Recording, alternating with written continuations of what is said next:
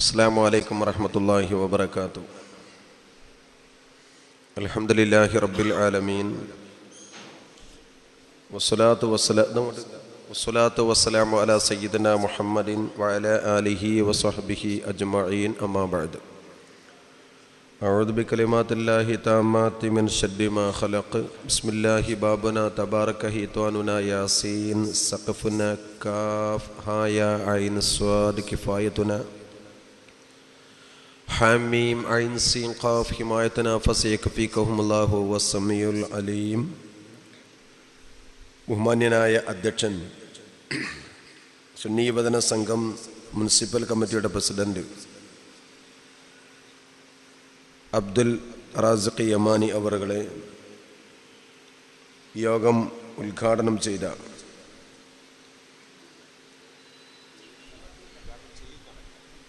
സുന്നി KSSFന്റെ സംസ്ഥാന general secretary, പ്രഗത്ഭനായ പ്രഭാഷകൻ സത്താർ പന്തല്ലൂർ അവറുകളെ, ബഹുമാന്യനായ SYSന്റെ KSSFന്റെ ജില്ലാ പ്രസിഡന്റ് സയ്യിദ് മുബശ്ശിർ തങ്ങൾ,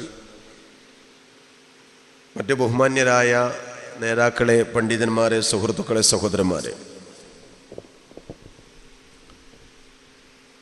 ബഹുമാനപ്പെട്ട സുന്നി യുവജന സംഘത്തിൻ്റെ സംസ്ഥാന ജനറൽ സെക്രട്ടറിയായി ഏതാനും മണിക്കൂറുകൾക്ക് മുമ്പേ തെരഞ്ഞെടുക്കപ്പെട്ട സയ്യിദ് മുഹമ്മദ് കോയ തങ്ങൾ ഔപചാരികമായി നമ്മുടെ ഈ വേദി ഉദ്ഘാടനം ചെയ്യാൻ വേണ്ടി കടന്നു വരികയാണ്. ഇവിടെ IS സലഫിസം ഫാഷിസം എന്ന വിഷയത്തിൽ അതിൻ്റെ സൗണ്ട് ഒന്നും കൂട്ടാവോ? ആ മൈക്കിൻ്റെ ഒന്ന് കൊടുക്കും, കുറച്ചൊന്നും കൂടെ അടുപ്പിച്ച് വെച്ചാൽ. ഇത് പോയിക്കുന്നതാ, ഇവിടുത്തെ വോയിസ് ഇല്ല. ഈ വിഷയത്തിൽ, ഈ പ്രമേയത്തിൽ SYS സംസ്ഥാന കമ്മിറ്റി രാജ്യത്ത് വ്യാപകമായി ക്യാമ്പയിൻ നടത്തുകയാണ്. അതിൻ്റെ ഭാഗമായി കൊണ്ടാണ് ഫറൂഖ് മുനിസിപ്പൽ കമ്മിറ്റി ഈ വേദി ഇവിടെ സംഘടിപ്പിച്ചത്.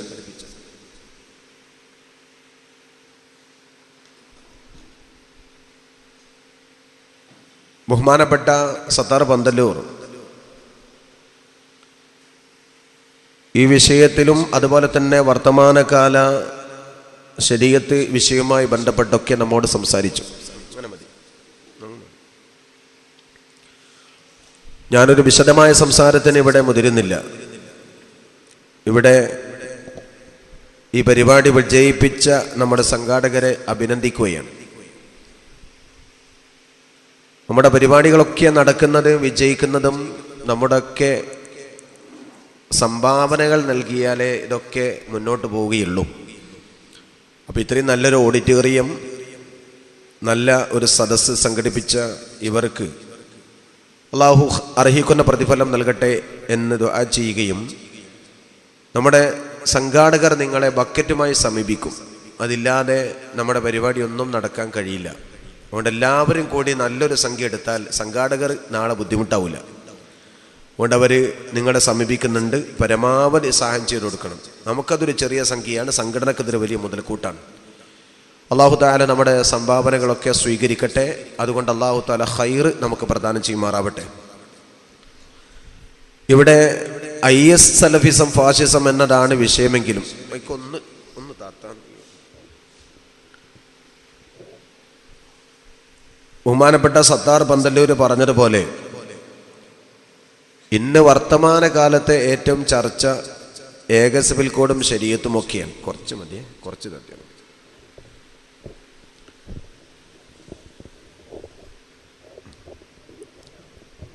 IS ലോകത്ത് കടന്നു വരുന്നത്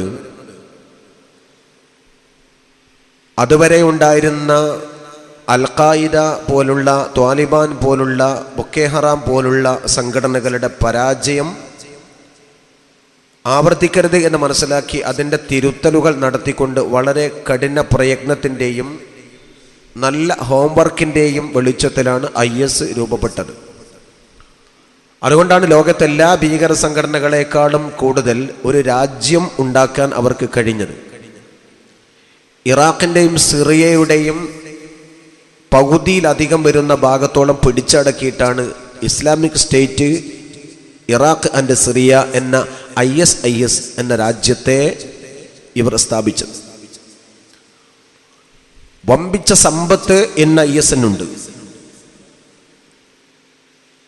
ലോകത്തെ ഏറ്റവും കൂടുതൽ എണ്ണ ഉൽപ്പാദിപ്പിക്കുന്ന രാജ്യം സൗദി അറേബ്യ കഴിഞ്ഞാൽ പിന്നെ രണ്ടാം സ്ഥാനത്ത് ഇറാഖാണ്. ഇറാഖിൻ്റെ എണ്ണപ്പാടത്തിൽ നിന്നുകൊണ്ട് ലോകത്തേക്ക് കയറ്റി അയക്കുന്നത് 17% പെട്രോളാണ്, അല്ലെങ്കിൽ എണ്ണയാണ്. 17% എണ്ണ ലോകത്തേക്ക് കയറ്റി അയക്കുന്ന രാജ്യം, ലോകത്തിൻ്റെ മൊത്തം ശതമാനത്തിൽ 17% ഇറാഖിൽ നിന്ന് മാത്രമാണ്. ആ ഇറാഖിൻ്റെ സകല എണ്ണപ്പാടവും ISന്റെ കയ്യിലാണ്. വലിയ വലിയ സാമ്രാജ്യത്തിലെ പ്രഗത്ഭരായ ആളുകളെ തടവിലാക്കി വിലപേശി കോടികൾ ഡോളറുകൾ വാങ്ങുന്ന അവസ്ഥ ഉണ്ടാകുന്നതോടുകൂടി IS ഏറ്റവും വലിയ സമ്പന്ന വിഭാഗമായി മാറിയിട്ടുണ്ട്. ISന് ഏറ്റവും കൂടുതൽ വളം കൊടുക്കും. ഞാൻ വിശദമായി ISനെ പറ്റി പറയുന്നില്ല, കാരണം ഇപ്പോൾ ഏറ്റവും ആവശ്യം മറ്റൊരു വിഷയമാണ്. ISന് ഏറ്റവും കൂടുതൽ പിന്തുണ കൊടുക്കുന്നത് 3 ശക്തികളാണ്. 2 ആദർശപരമായ പിന്തുണയും 1 രാഷ്ട്രീയപരമായ പിന്തുണയും. ISന്റെ പിന്നിൽ അമേരിക്കയാണെന്ന കാര്യത്തിൽ ആർക്കും തർക്കമുണ്ടാവില്ല. അമേരിക്കക്ക് അതുകൊണ്ടുള്ള ലക്ഷ്യം, ഒരു ഭാഗത്ത് ISന് ഉണ്ടാക്കുന്നത് ആയുധം കച്ചവടം ചെയ്യാനാണ്, മറുഭാഗത്ത് അമേരിക്ക ISനെ പ്രതിരോധിക്കുന്നു എന്ന വ്യാജേന ഇസ്ലാമിക രാജ്യത്തേക്ക് കാലെടുത്ത് വെച്ച് ഇസ്ലാമിക രാജ്യങ്ങളുടെ സമ്പത്ത് കൊള്ളയടിക്കുകയാണ്. അപ്പോ ഇരയുടെ പിന്നാലെ ഓടുന്ന വേട്ടക്കാരൻ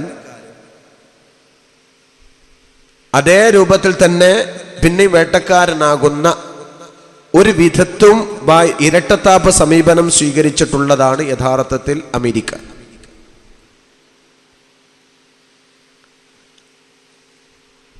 ലോകത്ത് അമേരിക്കയുടെ ഇതുകൊണ്ടുള്ള ലക്ഷ്യം, അമേരിക്ക ലക്ഷ്യം വെക്കുന്നത് ഇസ്ലാമിൻ്റെ തകർച്ചയാണ്, ഇസ്ലാമിക രാജ്യങ്ങളുടെ സമ്പത്ത് കിട്ടണം എന്നതാണ്. ഒരു ദിവസം വിചാരിച്ചാൽ അമേരിക്കക്ക് ISനെ തകർക്കാൻ കഴിയും. IS അമേരിക്കൻ്റെ ശത്രുവല്ല. ആയിരുന്നുവെങ്കിൽ അമേരിക്കയുടെ ഏതെങ്കിലും ഒരു താവളം IS കൊള്ളയടിക്കണം. ലോകത്തേതെങ്കിലും അമേരിക്കൻ്റെ എംബസികളെ IS തകർക്കണം. ഇസ്രയേലായിരുന്നു വിരോധമെങ്കിൽ ഇസ്രയേലിനെ തകർക്കാൻ IS ശ്രമിക്കണം. ലോകത്ത് ഇന്ന് വരെ സാമ്രാജ്യത്വത്തിന് IS ഭീഷണിയല്ല. അതുകൊണ്ട് ISനെ വളർത്തുന്നത് അമേരിക്കയാണ്. ഒരു കാലഘട്ടത്തിൽ റഷ്യയിൽ നിന്നുകൊണ്ട് ചെമ്പട്ടാളത്തെ തിരിച്ചോടിക്കാൻ വേണ്ടി താലിബാനെ സൃഷ്ടിച്ചവരാണ് അമേരിക്ക. ഇസ്രയേൽ റഷ്യൻ പട്ടാളത്തെ എതിർക്കാൻ വേണ്ടി ഉണ്ടാക്കിയ താലിബാനെ ഉണ്ടാക്കിയത് അമേരിക്കയാണ്. ആ അമേരിക്കക്കെതിരെ താലിബാൻ പിന്നെ തിരിഞ്ഞു കുത്തിയെങ്കിലും, അതുകൊണ്ട് അമേരിക്കയാണ് ഇതിനൊക്കെ പിന്നിലുള്ളത്. ഞാൻ വിശദമായി പറയേണ്ട കാര്യം അങ്ങോട്ടൊന്നും കിടക്കുന്നില്ല. അമേരിക്കക്ക് ആശയപരമായ ഊർജം കൊടുക്കുന്ന 2 ശക്തികളാണ്. ഒന്ന് സലഫിസമാണ്. ലോകത്ത് മുസ്ലിമീങ്ങൾ അല്ലാത്തവരെ, ഞങ്ങളുടെ ആദർശം സ്വീകരിക്കാത്തവരൊക്കെ മുസ്ലിങ്ങളല്ലെന്നും അവരെ കൊന്നായാലും അധികാരം സ്ഥാപിക്കണം എന്നും പറയുന്ന നിലപാടെടുത്തത് മുഹമ്മദ് ബിൻ അബ്ദുൽ വഹാബാണ്. സുന്നികളെ മുശ്രിക്കാക്കുക, ദർഗകളെ ശിർക്കിന്റെ കേന്ദ്രങ്ങളാക്കുക, തകർക്കുക, കൊല്ലുക. ആയിരക്കണക്കിന് ആരിഫീങ്ങളെ കൊന്നു, ലക്ഷക്കണക്കിന് സുന്നികളെ കൊന്നു, നൂറുകണക്കിന് ദർഗകളും മഖാമുകളും മഖബറകളും മദാറുകളും തകർത്തു. മുഹമ്മദ് അബ്ദുൽ വഹാബ് സൗദിയിൽ ആൽ സൗദിന്റെ ഗവൺമെന്റ് സ്ഥാപിക്കാൻ എങ്ങനെയാണോ ആശയം കൊടുത്തത്, ആ ആശയത്തിൽ നിന്നുകൊണ്ട് ഇട്ടേച്ചു പോയത് പെറുക്കിയെടുത്തുകൊണ്ടാണ് ISന്റെ സറഖാവിയും അബൂബക്കർ ബഗ്ദാദിയും വിശ്വാസപരമായി ഞങ്ങൾ അംഗീകരിക്കാത്തവരെ കൊല്ലുക, അതുകൊണ്ട് അധികാരം സ്ഥാപിക്കുക എന്ന ഫിലോസഫി ഇസ്ലാമിൽ നിന്നുകൊണ്ട് സ്വീകരിച്ചത്. അത് വിശദീകരിക്കപ്പെടേണ്ടതാണ്. രണ്ടാമത്തെ ആശയം കൊടുത്തത് മുഹമ്മദ് ബിൻ അബ്ദുൽ വഹാബിനെ പോലെ തന്നെ ഹസനുൽ ബന്നയും സയ്യിദ് കുത്തുബുമാണ്. ഹസനുൽ ബന്ന എന്നത് ലോകത്തെ വിപ്ലവ സംഘടനയായ മുസ്ലിം ബ്രദർഹുഡിന്റെ സ്ഥാപകനാണ്. ആ മുസ്ലിം ബ്രദർഹുഡിന്റെ രണ്ടാമത്തെ നേതാവാണ് സയ്യിദ് കുത്തുബ്. ഹസനുൽ ബന്ന എന്ന ഇഖ്വാനുൽ മുസ്ലിമിന്റെ അഥവാ മുസ്ലിം ബ്രദർഹുഡിന്റെ സ്ഥാപകൻ, അദ്ദേഹത്തിന്റെ ആശയം അല്ലെങ്കിൽ സയ്യിദ് കുത്തുബ് പിന്നെ പ്രചരിപ്പിച്ചിട്ടുള്ള ആശയമാണ് രാജ്യം സ്ഥാപിക്കലാണ് ഇസ്ലാമിന്റെ പ്രബോധനത്തിന്റെ ആദ്യപടി. ഇസ്ലാമിക രാജ്യം സ്ഥാപിക്കാതെ ഇസ്ലാമിക ദഅവത്തില്ല. ഇസ്ലാമിക ദഅവത്തിന്റെ കാമ്പ് ജിഹാദാണ്. ജിഹാദ് പീഡനം നടത്തിയിട്ടാണെങ്കിലും നടത്തിയിരിക്കണം. ആയുധമെടുത്ത് പോരടിച്ചുകൊണ്ടാണെങ്കിലും ഇസ്ലാമിക ഗവൺമെന്റ് സ്ഥാപിക്കാൻ ശ്രമിക്കണം. ഇസ്ലാമിക ഗവൺമെന്റ് സ്ഥാപിക്കുന്നതിന് ആര് തടസ്സമാണോ അവരെ കൊല്ലുന്നത് തെറ്റല്ല. ജിഹാദിന്റെ ഏറ്റവും വലിയ ആവശ്യമായ സായുധ പോരാട്ടം നടത്തിയിട്ട് ഇസ്ലാമിക സ്റ്റേറ്റ് ഉണ്ടാക്കണം.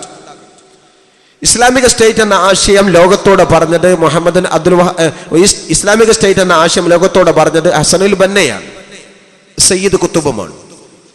ഈ ആശയത്തെ സ്വീകരിച്ചുകൊണ്ടാണ് ലോകത്ത് ഇസ്ലാമിക സ്റ്റേറ്റ് എന്ന വാദം മുന്നോട്ട് വെച്ചത് സാക്ഷാൽ ജമാഅത്തെ ഇസ്ലാമിയുടെ സ്ഥാപകനായ അബുൽ അഅ്ല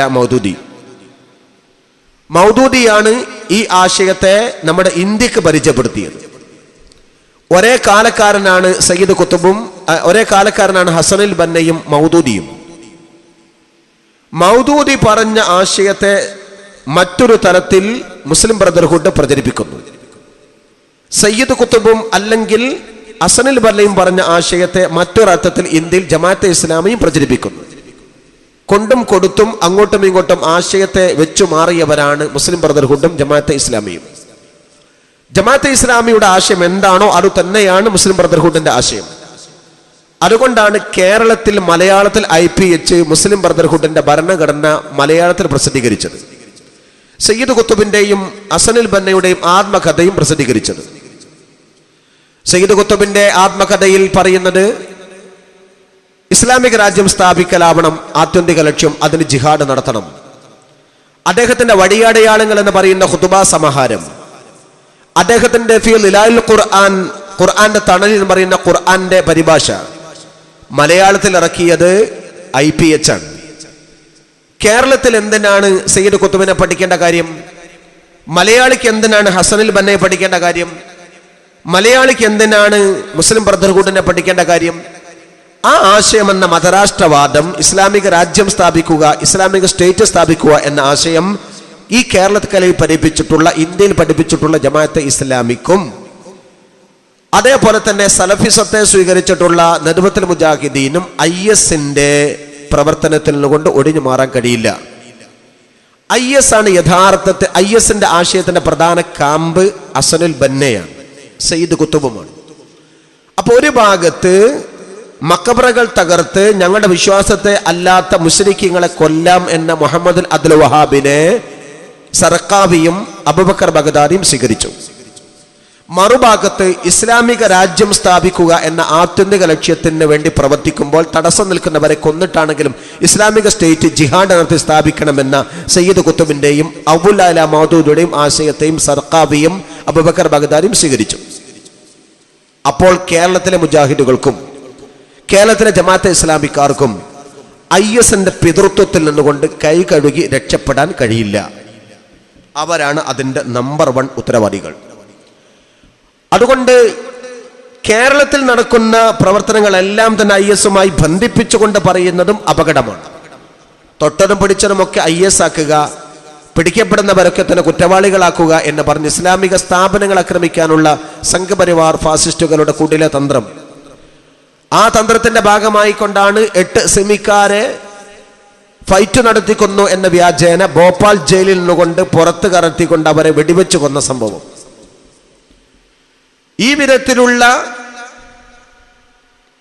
അക്രമങ്ങൾ മുസ്ലിം ന്യൂനപക്ഷത്തിന് നേരെ സംഘപരിവാരം നടത്തുന്നു ISന്റെ പേര് പറഞ്ഞിട്ട്. ഇന്നലെ മലപ്പുറം കുന്നിലിന്റെ മുകളിൽ മലപ്പുറത്ത് വെച്ചുകൊണ്ട് ബോംബ് സ്ഫോടനം ഉണ്ടാക്കി IS അതിന്റെ പിന്നിൽ, അല്ലെങ്കിൽ അൽ-ഖായിദയാണ് അതിന്റെ പിന്നിൽ, അല്ലെങ്കിൽ അൽ-ഖായിദയുടെ ഉപവിഭാഗങ്ങളാണ് അതിന്റെ പിന്നിൽ എന്ന് വരുത്തി തീർക്കാനുള്ള തന്ത്രം. മലപ്പുറത്തെ കലാപ മേഖലയാക്കാൻ ശ്രമിക്കുന്നത് സംഘപരിവാരാണ്. IS ഇവിടെ ഉണ്ടാവേണ്ടത് അവർക്ക് ആവശ്യമാണ്. IS ഉണ്ടാക്കുന്നതിൽ പ്രധാന പേര് മുസ്ലിം അൽ-ഖായിദ പോലുള്ള പേര് സ്വീകരിച്ച് ഇവിടെ പ്രവർത്തനം നടത്തുന്നത് യഥാർത്ഥത്തിൽ RSSന്റെ ഹിഡൻ അജണ്ടയാണ്. ഈ ആ അജണ്ട തിരിച്ചറിയാൻ നമുക്ക് സാധിക്കണം. രാജ്യത്ത് അധികാരത്തിൽ വന്ന നരേന്ദ്രമോദി ഗവൺമെന്റുമായി ബന്ധപ്പെട്ടുകൊണ്ട് ഇന്ത്യയിൽ ന്യൂനപക്ഷ വേട്ട, ന്യൂനപക്ഷ വിരുദ്ധത, ന്യൂനപക്ഷ പീഡനം നാളുകളോളം നടന്നുകൊണ്ടിരിക്കുന്നു. അതിൽ അതിശക്തമായി നടന്നുകൊണ്ടിരിക്കുന്ന ഒരു കാര്യമാണ് IS ആരോപണം മുസ്ലിമീങ്ങൾക്ക് നേരെ, തീവ്രവാദ ആരോപണം മുസ്ലിമീങ്ങൾക്ക് നേരെ. രണ്ടാമത്തെ കാര്യമാണ് മുസ്ലിമീങ്ങളെ മസ്തിഷ്ക പ്രക്ഷാളനം നടത്തുക, അവരെ കവാട്ട് നടത്തിക്കൊല്ലുക. ഈ രണ്ട് മേഖലയും. ആ മേഖല ഒരു ഭാഗത്താണ് കാണാൻ സാധിക്കുന്നത് നമ്മുടെ രാജ്യത്ത് അടിച്ചേൽപ്പിക്കുന്ന ഗോവധ നിരോധനം. പശുവിനെ കൊല്ലാൻ പാടില്ല, പോത്തിനെ അറുക്കാൻ പാടില്ല, മൂരിയെ കൊല്ലാൻ പാടില്ല, ഇറച്ചി കടിക്കാൻ പാടില്ല, ഇറച്ചി വിൽക്കാൻ പാടില്ല, തോല് ഉപയോഗിക്കാൻ പാടില്ല, ഗോവധം പാടില്ല. എന്താ കാരണം? ഗോമാതാവിന് അതിഷ്ടല്ല എന്ന് പറഞ്ഞാൽ ഗോമാതാവ് ദൈവമാണ്, ദൈവത്തെ ആരാധിക്കണം, ആരാധിക്കേണ്ട പശുവിനെ അറുക്കാൻ പാടില്ല. നമ്മൾ ആരും ഗോമാതാവിനെ ആരാധിക്കുന്നതിനെതിരല്ല, അവർക്ക് അവരുടെ വിശ്വാസമാവാം. പക്ഷെ ഗോനെ കൊല്ലാൻ പാടില്ല, പശുവിനെ കൊല്ലാൻ പാടില്ല, പോത്തിനെ അറുക്കാൻ പാടില്ല എന്ന് ഒരു വേദഗ്രന്ഥത്തിലും പറയുന്നില്ല, ഒരു വേദഗ്രന്ഥത്തിലും പറയുന്നില്ല. മഹാഭാരതത്തിലോ മനുസ്മൃതിയിലോ രാമായണത്തിലോ ഒരു വേദത്തിലും ഒരു പുരാണത്തിലും ഒരു ശ്രുതിയിലും ഒരു ഉപനിഷത്തിലും പറയുന്നില്ല. എന്നാൽ ഒരുപാട് ഉപനിഷത്തുകളും ശ്ലോകങ്ങളിൽ നമുക്ക് കാണാൻ സാധിക്കും ഗോമാംസം ഭക്ഷിച്ച മുനി മഹർഷിമാരെ പറ്റി.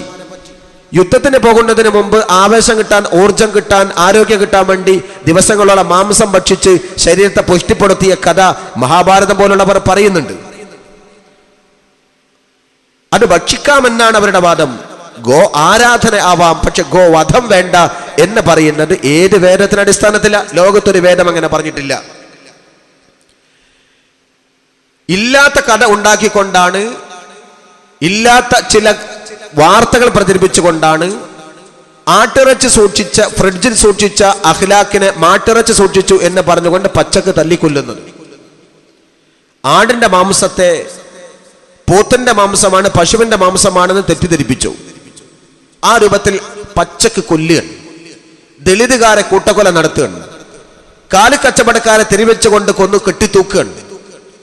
ഈ രൂപത്തിലുള്ള അക്രമം നടത്തിക്കൊണ്ടിരിക്കുന്നത് ഗോവധത്തിന്റെ പേരിൽ ദൈവത്തിന്റെ പ്രീതി നേടാനാണ്. നരേന്ദ്രമോദി ഇന്ത്യയുടെ പ്രധാനമന്ത്രിയായതിന്റെ ശേഷം ഗുജറാത്തിൽ നിന്നുകൊണ്ട് വിദേശത്തേക്ക് കയറ്റി അയച്ചിട്ടുള്ള കബാബ് പോലുള്ള ഇറച്ചി കച്ചവടക്കാർ നടത്തുന്ന ബിസിനസ് 18,000 ടൺ വർധനവാണ് കഴിഞ്ഞ 2 വർഷത്തിന്റെ ഉള്ളിൽ ഉണ്ടായത്. ഒരു BJP MP ആണ് ഇന്ത്യയിൽ കൊണ്ട് ഏറ്റവും കൂടുതൽ ഗോവധം ലോകത്തേക്ക് കയറ്റി അയക്കുന്നത്.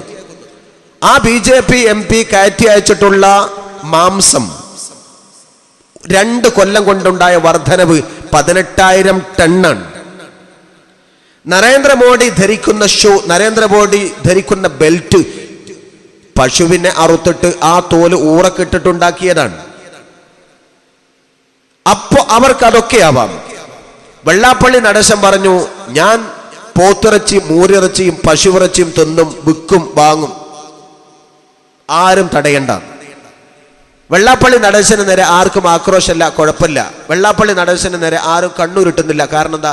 വെള്ളാപ്പള്ളി നടേശൻ BJPയോട്, നടേശൻ BJPയോട് നമോ പറഞ്ഞ ആളാണ്. BJP എന്താ പറയുന്നത് അത് ചെയ്തു കൊടുക്കുന്ന ആളാണ്. അതുകൊണ്ട് വെള്ളാപ്പള്ളിക്ക് ഏത് പശുവിനെ അറക്കാം. ഗോവ മുഖ്യമന്ത്രി പറഞ്ഞു, ലോകം മുഴുവനും ഗോമാംസം നിരോധിച്ചാലും ഗോവയിൽ നിരോധിക്കൂലെന്ന്. അയാൾക്ക് കുഴപ്പമൊന്നുമില്ല, കാരണം അത് BJPന്റെ മുഖ്യമന്ത്രിയാണ്.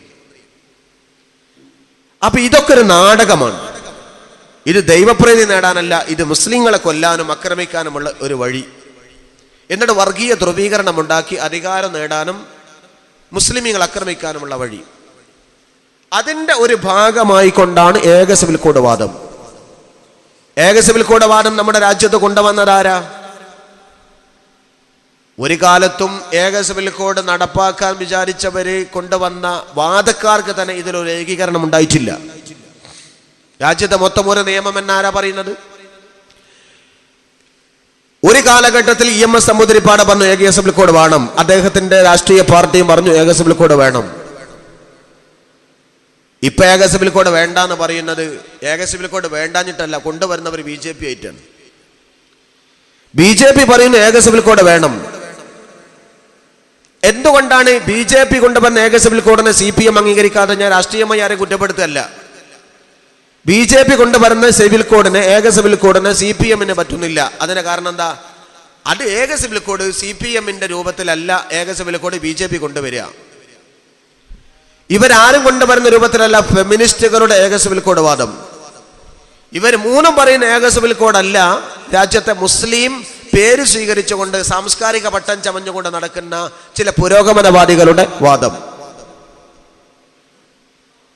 ഇവർക്കാർക്കും ഇന്ത്യ രാജ്യത്തെ ഏക സിവിൽ കോഡ് വാദികൾക്ക് ഇന്ന് വരെ വാദത്തിൽ പോലും ഒരു ഏകീകരണം ഉണ്ടാക്കാൻ കഴിഞ്ഞിട്ടില്ല.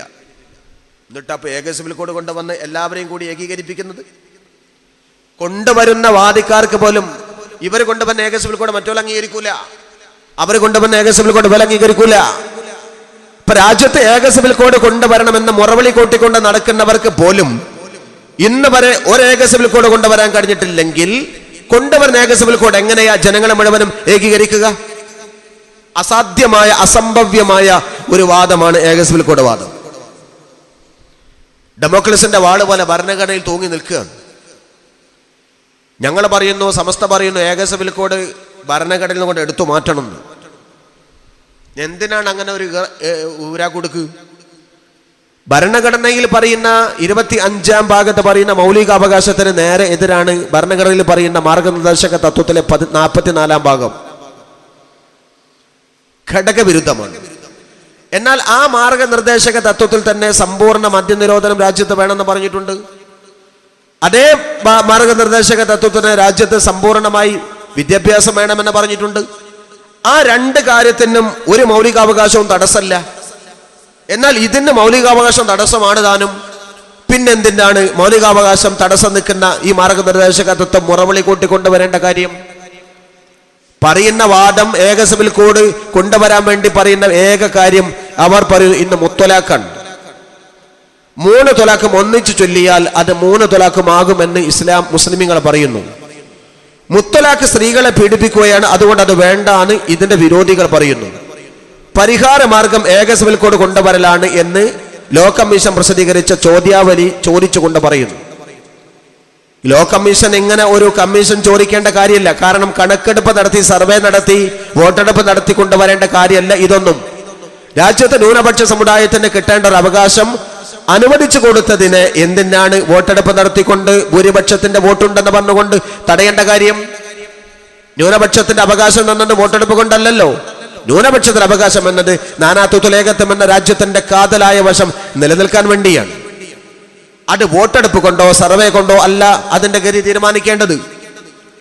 ഏക സിവിൽ കോഡ് പറയുന്നവർ കൊണ്ടുവരുന്ന വാദമാകുന്ന ഈ മുത്തലാഖ് എന്ന വാദം, മുത്തലാഖ് മുസ്ലിം സമുദായത്തിലെ സ്ത്രീകൾക്ക് പീഡനമാണ് പറയുന്നത് നരേന്ദ്രമോദിയാണ്.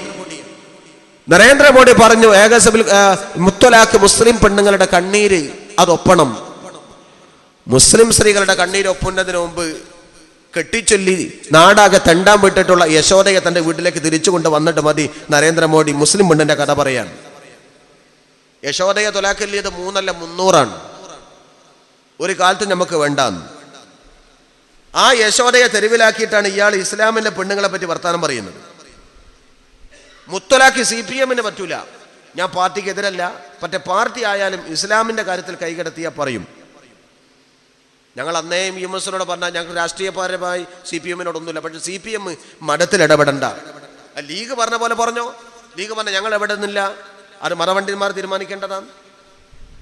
ഈ നിലപാട് എല്ലാ രാഷ്ട്രീയ പാർട്ടിയും സ്വീകരിച്ചിട്ടുണ്ടല്ലോ. എന്താ CPM മാത്രം ഇത് പറയുന്നത്? ഞാൻ പാർട്ടിക്ക് എതിരല്ല അടിത്തറയിട്ട് കൊണ്ട് പറയുന്നു. രാഷ്ട്രീയപരമായ CPM-ന് ഞാൻ എതിരല്ല, പക്ഷേ CPM ഇസ്ലാമിന്റെ കാര്യത്തിൽ ഇടപെടണ്ട. മുത്തലാഖ് ചൊല്ലപ്പെട്ട പെണ്ണിന്റെ കണ്ണീര് പറഞ്ഞുകൊണ്ടാണ് പോളിറ്റ് ബ്യൂറോ പറയുന്നത് മുത്തലാഖ് നിരോധിക്കണം. TV തോമസിന്റെ ഭാര്യയാണ് ഗൗരിയമ്മ. TV തോമസ് ക്രിസ്ത്യാനിയാണ്, ഗൗരിയമ്മ ഈഴവ പെണ്ണാണ്. രണ്ടാൾ കൂടി പ്രേമിച്ചിട്ടാണ് കയർ തൊഴിലാളികളായി കയർ ഫാക്ടറിൽ വെച്ചുകൊണ്ട് പ്രേമിച്ച് മിശ്രവിവാഹം നടത്തിയത്. മിശ്രവിവാഹം നടക്കുന്ന സമയത്ത് ഒരു പാർട്ടിയുള്ളൂ CPI. പിന്നെ പാർട്ടി രണ്ടായി, CPI പോയി TV തോമസ്, CPM പോയി ഗൗരിയമ്മ. 2 പാർട്ടിയായി എന്നതിന്റെ പേരിൽ TV തോമസിനോട് CPI പറഞ്ഞു ഗൗരിയമ്മയെ തൊലാക്കല്ലണം. ഗൗരിയമ്മയോട് പറഞ്ഞു TV തോമസുമായി യാതൊരു ബന്ധവും പാടില്ല, ഒഴിവാക്കണം. ഒഴിവാക്കിയതിന് മാത്രമല്ല മിണ്ടാൻ പാടില്ല, തൊടാൻ പാടില്ല, കാണാൻ പാടില്ല, ഒരു വിഷയം വന്നാൽ ഇടപെടാനും പാടില്ല. 2 ആൾക്ക് 2 വീട്. രണ്ട് വീട്ടിൻ്റെയും മധ്യത്തിൽ ബെർലിൻ മതിൽ പോലത്തെ ഒരു മതിൽ കെട്ടിപ്പൊക്കി. അങ്ങോട്ടും ഇങ്ങോട്ടും ഒരു നിലക്കും ബന്ധപ്പെടാൻ പാടില്ല. മനസ്സും ഭൂമിയും വിഭജിച്ചു. ഗൗരിയമ്മക്കൊരു മോഹം ഉണ്ടായിരുന്നു, അവസാനക്ക് ടി വി തോമസിനൊന്ന് കാണണമെന്ന്. ടി വി തോമസ് രോഗമായിക്കൊണ്ട് കിടപ്പിലായി. വീട്ടിൽ പോകാൻ വേണ്ടി പാർട്ടിനോട് ചോദിച്ചു. അണങ്ങി പോകരുതെന്ന് പറഞ്ഞു CPM. അവസാനം ടി വി തോമസിനെ ആശുപത്രിയിൽ കൊണ്ടുപോയി. അയാൾ അവസാനമായി കൊണ്ട് മരിക്കുകയാണ്. ഒന്ന് ഞാൻ കാണട്ടെ ചോദിച്ചപ്പോൾ പാർട്ടി പറഞ്ഞു പറ്റൂല. അവസാനം ഗൗരിയമ്മ പാർട്ടിയുടെ വിലക്ക് ലംഘിച്ചുകൊണ്ട് അർദ്ധരാത്രി സമയത്താണ് ജനൽപ്പാളിയുടെ മറവിൽ നിന്നുകൊണ്ട് ടി വി തോമസിനെ ഒരു നോക്കി അവസാന ശ്വാസം വലിക്കുന്നത് കണ്ട് കണ്ണീരോടെ ഗൗരിയമ്മ മടങ്ങിപ്പോയത്. ഇത് പറയുന്നത് ആരാ? UVK എന്ന സഖാവ് എഴുതിയ തൻ്റെ ആത്മകഥയുണ്ട്. പ്രഭാത ബുക്സ് പ്രസിദ്ധീകരിച്ചിട്ടുണ്ട്. കോഴിക്കോട്ടങ്ങാടി കിട്ടും. UVKയുടെ ആത്മകഥയിൽ പറയുന്നു ഈ സംഭവം. കണ്ണീരോടുകൂടി ഗൗരിയമ്മ ടി വി തോമസിനെ കണ്ടുകൊണ്ടും മിണ്ടാൻ കഴിയാതെ മടങ്ങിപ്പോയിട്ടുണ്ടെങ്കിൽ ടി വി തോമസിനോടും ഗൗരിയമ്മയോടും ലോകാവസാനം വരെ പിരിയാൻ വേണ്ടി പറഞ്ഞ മുത്തലാഖല്ല 300 തൊലാഖും ചൊല്ലിയ CPMകാർക്ക് മുസ്ലിം പണ്ടിന്റെ മുത്തലാഖിൽ വർത്തമാനം പറയാൻ ഒരർഹതയുമില്ല. BJPക്കും ഇല്ല, CPMനും ഇല്ല. മുസ്ലിം പെണ്ണുങ്ങൾക്കറിയാം മുത്തലാഖ് എന്താണ്. വിവരമില്ലാതെ ചില മുസ്ലിം സ്ത്രീകൾ മുത്തലാഖ് വേണ്ടാന്ന് പറഞ്ഞിട്ടുണ്ട്. മുത്തലാഖ് മുസ്ലിം സ്ത്രീക്ക് പീഡനമല്ല. ഞാൻ രണ്ട് കാര്യം പറഞ്ഞ് അവസാനിപ്പിക്കുകയാണ്. ഒന്ന്, മുത്തലാഖിന്റെ ഇസ്ലാമിക വിധി എന്താണ്? രണ്ട്, അതെങ്ങനെയാണ് സ്ത്രീകൾക്ക് പീഡനമാകുന്നത്? ഇത് രണ്ടും പറഞ്ഞ് അവസാനിപ്പിക്കാം. ഇസ്ലാം പറയുന്നത് സ്ത്രീകൾക്ക് മുത്തലാഖ് എന്നല്ല, ത്വലാഖ് തന്നെ വേണ്ടാന്ന്. നേരത്തെ ഇവിടെ സത്താർ വിശദമായി തന്നെ പറഞ്ഞല്ലോ. ഇസ്ലാം എപ്പോഴാ ത്വലാഖ് പറഞ്ഞത്? അറ്റ കൈക്ക് മാത്രമേ ത്വലാഖ് പാടുള്ളൂ. ഭാര്യ ഭർത്താക്കന്മാരുടെ ഇടയിൽ പരസ്പരം യോജിപ്പിലെത്താൻ കഴിയില്ലെങ്കിൽ വല്ലാത്തി തഹാഫുന നുഷൗസഉന്ന ഫഇലുഹുന്ന. ഭാര്യ ഭർത്താക്കന്മാർ തമ്മിൽ സ്വരച്ചേർച്ച ഇല്ലെങ്കിൽ ഭർത്താവ് ഭാര്യയോട് സതുപദേശം പറഞ്ഞു കൊടുക്കട്ടെ. എന്നിട്ടും അവർ രണ്ടാളും യോജിക്കുന്നില്ലെങ്കിൽ അവർ തമ്മിൽ പരസ്പരം അങ്ങോട്ടും ഇങ്ങോട്ടും കിടപ്പറ ബഹിഷ്കരിക്കട്ടെ. വഹ്ജുറുഹുന്ന ഫിൽ മലാജിഇ. എന്നിട്ടും നന്നാവുന്നില്ലെങ്കിൽ ഫദ്രിബൂഹുന്ന, അവരടിക്കട്ടെ. ഇനി അത് അങ്ങോട്ടും ആദ്യം അടിയാവാം, പിന്നെ കിടപ്പറ ബഹിഷ്കരണവും ആവാം. എന്നിട്ടും ഫലിക്കുന്നില്ലെങ്കിൽ ത്വലാഖ് ചെല്ലാൻ പാടില്ല. സതുപദേശം, കിടപ്പറ ബഹിഷ്കരണം, ശിക്ഷണം. ഇത് മൂന്നും കഴിഞ്ഞിട്ടും പെണ്ണ് നന്നാകുന്നില്ലെങ്കിൽ, രണ്ടാളും യോജിക്കുന്നില്ലെങ്കിൽ ഫബഹസു ഹകമൻ മിൻ അഹ്ലിഹി വ ഹകമൻ മിൻ അഹ്ലിഹ. ഭാര്യാന്റെ ഭാഗത്തു നിന്നുകൊണ്ട് ഒരു വിധികർത്താവായ മധ്യസ്ഥനും പുരുഷ വിഭാഗത്തിൽ നിന്നുകൊണ്ട് മറ്റൊരു ആളും മധ്യസ്ഥത വഹിച്ചുകൊണ്ട് രണ്ടാളും ചർച്ച നടത്തട്ടെ. ഖൈറാണ്, സുൽഹാണ് ഖൈർ, അതിലേക്ക് പോകട്ടെ. അല്ലെങ്കിൽ അവസാന കൈക്ക് വേണമെങ്കിൽ പിരിഞ്ഞോട്ടെ. അത് 4 ഫലിച്ചില്ലെങ്കിൽ മാത്രമേ ത്വലാഖ് ഇസ്ലാം അനുവദിച്ചിട്ടുള്ളൂ. 4 കടമ്പയും കഴിഞ്ഞിട്ടേ ത്വലാഖ് പാടുള്ളൂ. എന്നാൽ പോലും അള്ളാന്റെ ഹബീബ് സയ്യിദുനാ റസൂലുള്ളാഹി സ്വല്ലല്ലാഹു അലൈഹി വസല്ലം ബടകളെ പറയുന്നു, അബ്ഗലുൽ ഹലാലി ഇലല്ലാഹി അത്വലാഖ്. അള്ളാഹുവിന് അനുവദിക്കപ്പെട്ട കാര്യത്തിൽ ഏറ്റവും ദേഷ്യമുള്ള കാര്യം ത്വലാഖാണ്. റസൂലുള്ളാഹി മറ്റൊരു സ്ഥലത്ത് പറയുന്നു, ഭൂമിയിൽ ത്വലാഖ് നടക്കുന്ന സമയത്ത് അള്ളാഹുവിന്റെ അർശ്, ദൈവസിംഹാസനം കിടലം കൊണ്ട് വിറക്കും. അത്രയും വലിയ ഒരു ക്രൂരതയാണ് ത്വലാഖ്. അതുകൊണ്ട് ത്വലാഖ് അവസാന ഘട്ടത്തിലെ ചൊല്ലാവും. എന്നാൽ പോലും ചെല്ലുന്നതിന് നടപടിക്രമം 1 ചൊല്ലുക, 2 ചൊല്ലുക, 3 ചൊല്ലുക. അഥവാ ഒരു പ്രാവശ്യം ചൊല്ലിയാൽ ആ പെണ്ണിനെ രണ്ടാമത് മടക്കിയെടുക്കാം. 2ാം വട്ടവും ചൊല്ലിയാൽ വീണ്ടും അവളെ വേണമെങ്കിൽ മടക്കിയെടുക്കാം. 3ാം വട്ടവും ചൊല്ലിയാൽ പിന്നെ അവളെ മടക്കിയെടുക്കണമെന്നുണ്ടെങ്കിൽ വേറൊരാൾ കെട്ടിച്ചൊല്ലണം. ഇതൊക്കെ ത്വലാഖ്. നരേന്ദ്രമോദി ചൊല്ലിയിട്ടുള്ള യശോദക്ക് ഇത് ബാധകല്ലാണ്. അതേപോലെ തന്നെ ടി വി തോമസിന് ഗൗരിയമ്മക്ക് ഇത് ബാധകല്ലാണ്. എടോ, അതിനൊക്കെ അപ്പുറത്ത് 1 ചൊല്ലിയാൽ രണ്ടാമത് മടക്കിയെടുക്കാൻ ഇസ്ലാമിൽ ത്വലാഖ് അനുവദിക്കുന്നു. 2ാമത് ചൊല്ലിയാൽ പിന്നെയും ത്വലാഖ് മടക്കിയെടുക്കാം. 3ാമത് ചൊല്ലിയാൽ മടക്കിയെടുക്കാം. പക്ഷേ വേറൊരാൾ കെട്ടിച്ചൊല്ലണം എന്ന് മാത്രമേ ഉള്ളൂ. അപ്പൊ ഈ ത്വലാഖ് എന്ന് പറയുന്നത് ആണും പെണ്ണും ഖിയാമത്ത് നാൾ വരെ, മരണം വരെ പിരിഞ്ഞിരിക്കണം എന്ന ഒരു ഇടങ്ങേറല്ല. ജീവിത രീതിയുടെ സന്തുലിതത്വത്തിന് കോട്ടം പറ്റുന്ന സമയത്ത് അവർക്കിടയിലുള്ള നല്ല ജീവിതം കൊടുക്കുന്നതിന്റെ ഒരു ഉപാധിയുടെ ഒരു മേഖലയാണ് ത്വലാഖ്. ആ ത്വലാഖിനെ മനസ്സിലാക്കുന്നതിന് എന്താ മടി? എന്നാലും കേരളത്തിൽ ഏറ്റവും കൂടുതൽ ത്വലാഖ് നടക്കുന്നത്, ഏറ്റവും കുറവ് ത്വലാഖ് നടക്കുന്നത് മലപ്പുറം ജില്ലയിലാണ്. ഏറ്റവും കുറവ്. അതിന്റെ അർത്ഥം എന്താ? മുസ്ലിങ്ങളിലാണ് ത്വലാഖ് ഏറ്റവും കുറവ്. മുസ്ലിങ്ങളിലാണ് ഏറ്റവും കുറവ്. അതേപോലെ തന്നെ രണ്ടാം സ്ഥാനം കേരളത്തിൽ ത്വലാഖ് കുറഞ്ഞു വന്നിട്ടുള്ള ജില്ല കൊല്ലം ജില്ലയാണ്. ഏറ്റവും കൂടുതൽ മുസ്ലിമീങ്ങൾ രണ്ടാം സ്ഥാനമുള്ള ജില്ല കൊല്ലമാണ്. അപ്പൊ അതിനർത്ഥം എന്താ? മുസ്ലിങ്ങളുടെ ഭാഗത്ത് ത്വലാഖ് വല്ലാതല്ല. അല്ല, മുസ്ലിം പെണ്ണുങ്ങളെ ത്വലാഖ് ചെല്ലുന്നേ എന്ന് പറഞ്ഞുകൊണ്ട് നാടാകെ പ്രസംഗിച്ചുകൊണ്ട് നടക്കുന്ന ആളുകളും ചാനലുകളൊക്കെ വന്നുകൊണ്ട് മുസ്ലിം പെണ്ണിനെ പർദ്ദ ഇട്ടിട്ട് ഫെമിനിസ്റ്റുകളാക്കിക്കൊണ്ട് വാദിച്ചുകൊണ്ട് ഇസ്ലാമിനെ പരിഹസിക്കുന്ന ആളുകളും എൻ്റെ ഊർവശിയെ ത്വലാഖ് ചെല്ലിയിട്ടുള്ള എന്താ മറ്റോന്റെ പേര് മനോജ് കെ ജയനോ, മൂപ്പരെ ചാനൽ കൊണ്ടുവരില്ല. എന്താണോ ഇനി ഊർവശിനെ ചെല്ലാൻ കാരണം? വർത്താനില്ല. കാവ്യമാനവനെ ചൊല്ലിയോന് പരാതിയില്ല. അത് വേറെ സാധനം എന്തൊക്കെ പറയുന്നത് ഞാൻ ഫേസ്ബുക്കിൽ വായിച്ച പല പേരൊക്കെ. എന്താ വേറൊരു പെണ്ണുണ്ട്, മഞ്ജു വാര്യർ, അയാളെ ത്വലാഖ് ചൊല്ലി ആ പെണ്ണിനെ ഒഴിവാക്കി നടക്കുന്ന സിനിമയിൽ തിമർത്താടുകയാണത്രേ. അപ്പൊ ഇവർക്കൊന്നും ചാനൽ ചർച്ചല്ല. മുസ്ലിം പെണ്ണിന്റെ കാര്യത്തിൽ മുതലക്കണ്ണീര്. എന്തെല്ലാം വിധത്തിലാണ് ഈ സിനിമാ നടിമാരും നടന്മാരും സാഹിത്യകാരന്മാരും വലിയ വലിയ ഫെമിനിസ്റ്റുവാദിക്കാരും വലിയ വലിയ വീരവാദിത്തമെടുക്കുന്നവരും പരിഷ്കരണവാദികളും പച്ചക്ക് പെണ്ണുങ്ങളെ ചവച്ചു തുപ്പിയത്. ഇതിനെപ്പറ്റി ആർക്കും ചർച്ചല്ല. മുസ്ലിം പെണ്ണിന്റെ പേരിൽ വലിയ കഥയാണ്. ഇസ്ലാമിൽ അങ്ങനെ ത്വലാഖ് ഒരു വിഷയമായിക്കൊണ്ട് പറയുന്നില്ല. പിന്നെ മുത്തൊലാഖ്, 3 ത്വലാഖ് ഒന്നിച്ചു ചൊല്ലിയാൽ അത് മുത്തൊലാഖ് ആണോ അല്ലേ? ആണ്. മഹാനായ ഇബ്നു അബ്ബാസ് റളിയല്ലാഹു അൻഹുവിന്റെ മുമ്പിൽ വന്നൊരു സ്വഹാബി ചോദിച്ചു, ആരാ ഇബ്നു അബ്ബാസ് റളിയല്ലാഹു അൻഹു?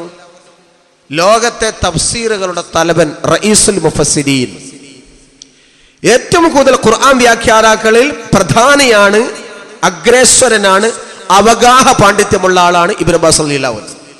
ഇബ്നു അബ്ബാസ് റളിയല്ലാഹു അൻഹുവിന്റെ ഖുർആൻ വ്യാഖ്യാനം പോലെ ലോകത്ത് ഒരാൾക്കും കഴിയില്ല ഖുർആൻ വ്യാഖ്യാനിക്കാൻ.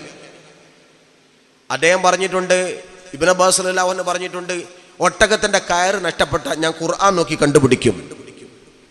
ഒട്ടകത്തിന്റെ കയറ് നഷ്ടപ്പെട്ടാൽ ഞാൻ ഖുർആൻ നോക്കി കണ്ടെത്തും. അതിനർത്ഥം എന്താ? അത്രമാത്രം ഖുർആനിൽ അതെവിടെയാ ഒട്ടകം, എവിടെയാ പോയത്, കയർ എവിടെയാ കിടക്കുന്നത് എന്ന് ഖുർആനിലുണ്ട് എന്ന് പറഞ്ഞാൽ ലോകത്തിന്റെ വിജ്ഞാനത്തിന്റെ A to Z ഖുർആനിൽ ഞാൻ കണ്ടു. അതാണ് ബഹുമാനപ്പെട്ട ഇബ്നു അബ്ബാസ് റളിയല്ലാഹു അൻഹു പറഞ്ഞതിന്റെ പൊരുൾ. ആ വിധം ഖുർആൻ മനപ്പാടമുള്ള ആളാണ്, ഖുർആന്റെ തഫ്സീറുകൾ അറിയുന്ന ആളാണ് മഹാനായ ഇബ്നു അബ്ബാസ് റളിയല്ലാഹു അൻഹു. ആ ഇബ്നു അബ്ബാസ് തങ്ങളോടാണ് ഒരു സ്വഹാബി വന്ന് ചോദിക്കുന്നത്, ബഹുമാനപ്പെട്ടവരെ, ഞാൻ എൻ്റെ ഭാര്യയെ 3 ത്വലാഖും ഒന്നിച്ചു ചൊല്ലി എനിക്ക് മടക്കിയെടുക്കാൻ എന്തെങ്കിലും വഴിയുണ്ടോ? എനിക്ക് അവളെ മടക്കിയെടുക്കണമെന്ന് തോന്നുന്നുണ്ട്, മടക്കിയെടുക്കാൻ എന്തെങ്കിലും വഴിയുണ്ടോ?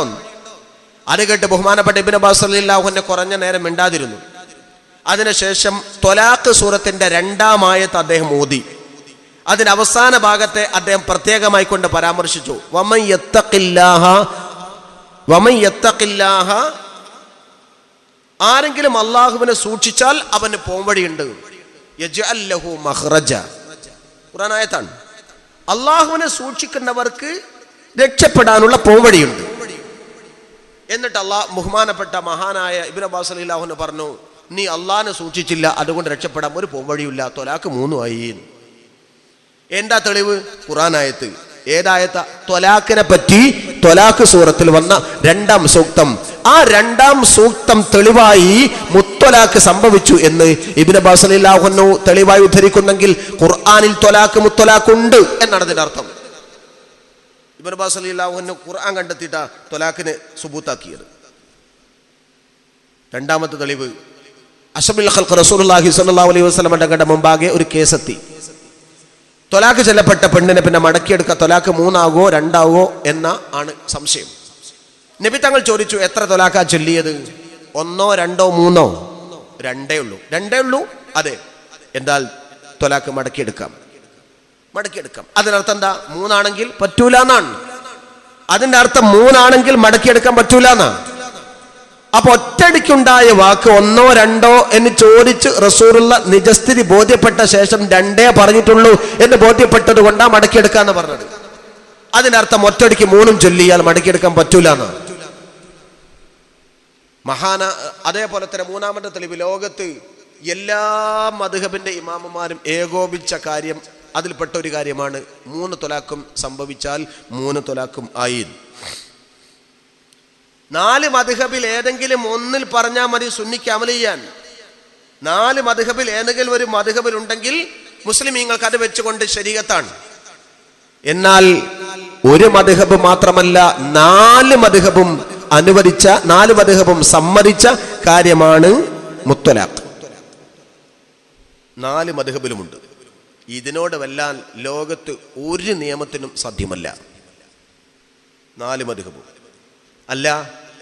കഴിഞ്ഞ ദിവസം ഫേസ്ബുക്കിൽ MM അക്ബർ KT ജലീലിനോട് മറുപടി പറഞ്ഞപ്പോൾ താടി അനുവദിക്കാൻ, താടി ഇസ്ലാമിൽ പെട്ടതാണ് എന്ന് പറഞ്ഞുകൊണ്ട് KT ജലീലിന് മറുപടി കൊടുത്തു MM അക്ബർ. എന്താ തെളിവ്? 4 മദ്ഹബിലുണ്ട്. 4 മദ്ഹബിലും താടി അനുവദിച്ചിട്ടുണ്ട്. താടി വേണമെന്ന് പറയുന്നു. ചില മദ്ഹബ് നിർബന്ധമെന്ന് പറയുന്നു. ചില മദ്ഹബിലെ ചില ഭാഗത്ത് അത് മക്റൂഹാന്ന് പറയുന്നു എന്ന കാര്യം ആവർത്തിച്ച് സമർത്ഥിച്ചുകൊണ്ട് തെളിവിന്റെ സാക്ഷ്യത്തോടുകൂടി MM അക്ബർ KT ജലീലിന് കൊടുത്ത മറുപടിയിൽ പറയുന്നത് മദ്ഹബ് പറയുന്നു എന്നാ. അല്ല, KT ജലീലിന് മറുപടി എടുക്കുമ്പോൾ മദ്ഹബ് പറ്റുന്ന, മുത്തലാഖിന് മദ്ഹബ് പറ്റൂലേ? മുത്തലാഖിന് മദ്ഹബ് എന്താ പറ്റാത്തത്? അതുകൊണ്ട് മുത്തലാഖ് 4 മദ്ഹബിലും പറയുന്നു മുത്തലാഖ് ചൊല്ലാൻ പാടില്ല. ചൊല്ലിയാൽ 3 ചൊല്ലുന്നത് ശരിയല്ല, തെറ്റാണ്, കുറ്റമാണ്. ചിലർ പറയുന്നു അത് ഹറാമാണ്. ഒറ്റടിക്ക് 3 കൂടി ചെല്ലാൻ പാടില്ല, ഹറാം. പക്ഷെ ചൊല്ലിയോ 3 അത് പുരുഷനുള്ള ശിക്ഷയാണ്, പുരുഷവർഗത്തിനുള്ള ശിക്ഷയാണ്. അല്ല, ഇതെങ്ങനെ സ്ത്രീകൾക്ക് മാത്രം ശിക്ഷയാകുന്നത്? 3 തൊലാഖും ഒന്നിച്ചു ചൊല്ലിയാൽ അത് 3 തൊലാഖുമായി പിന്നെ മടക്കിയെടുക്കണമെന്നുണ്ടെങ്കിൽ വേർത്തം കെട്ടിച്ചൊല്ലണം എന്ന് പറഞ്ഞാൽ അത് സ്ത്രീക്ക് മാത്രമല്ല പുരുഷനും പറ്റില്ലല്ലോ. ഇതെങ്ങനെയാകുന്നത്? സ്ത്രീക്ക് പെണ്ണിന്റെ അടുത്തേക്ക്, പുരുഷന്റെ അടുത്തേക്ക് അങ്ങോട്ട് പോയിക്കൂടാ, പുരുഷന് സ്ത്രീന്റെ അടുത്തേക്ക് ഇങ്ങോട്ട് വരാമെന്നാണോ എൻ്റെ അർത്ഥം? അല്ല, പുരുഷനും സ്ത്രീക്കും രണ്ടാക്കും പറ്റൂല എന്നാ. അത് സ്ത്രീക്ക് മാത്രമല്ല പീഡനം, പീഡനമാകുമെങ്കിൽ അത് പുരുഷനും പീഡനമാണ്. പിന്നെ അത് സ്ത്രീ പീഡനം എന്നറിയേണ്ട കാര്യം? സ്ത്രീ പീഡനമല്ല, പീഡനമല്ല, ആണെങ്കിൽ രണ്ടാക്കുവാൻ. പക്ഷെ ഇത് സ്ത്രീ പീഡനമാക്കി മാറ്റുന്നത് ചില വിദ്വാന്മാരുണ്ട്. അതാരാ? നമ്മുടെ കോടതിയാണ്. ഞാൻ വളരെ വ്യക്തമായി നിങ്ങളോട് പറഞ്ഞിരുന്നു. രാജ്യത്ത് 1984, 85, 86 കാലഘട്ടത്തിൽ നടന്ന വിവാദമാണ് ശരീഅത്ത് വിവാദം. ആ വിവാദത്തിൽ മുത്തലാഖിലേക്ക് എത്തുന്ന വഴി ഞാൻ പറഞ്ഞുതരാം. ആ വിവാദത്തിൽ രാജ്യത്ത് YV ചന്ദ്രചൂഡ് എന്ന സുപ്രീം കോടതി ജഡ്ജ് പറഞ്ഞു, വിവാഹമുക്തയായ മുസ്ലിം സ്ത്രീക്ക് ജീവനാംശം കൊടുക്കണം. എന്താ ജീവനാംശം എന്ന് പറഞ്ഞാൽ? ഒരാണ് ഒരു പെണ്ണിനെ തൊലാക്കില്ലാൽ തൊലാക്ക് ചെല്ലപ്പെട്ട പെണ്ണിന്റെ മരണം വരെ ഈ ആണ് ചെലവിനെടുക്കണം. അല്ലെങ്കിൽ തൊലാക്ക് ചെല്ലപ്പെട്ട പെണ്ണിന്റെ പുനർവിവാഹം വരെ ഈ ആണ് ചെലവിനെടുക്കണം. അതാണ് ജീവനാംശം. ഇത് രാജ്യത്തെ ഭരണഘടനയിൽ പറയുന്നുണ്ട്. എല്ലാവർക്കും കൂടിയുള്ള നിയമമാണിത്. ഇത് മുസ്ലിങ്ങൾക്ക് മാത്രം ബാധകമാവാത്തല്ല, എല്ലാവർക്കും ബാധകമായിരുന്നു.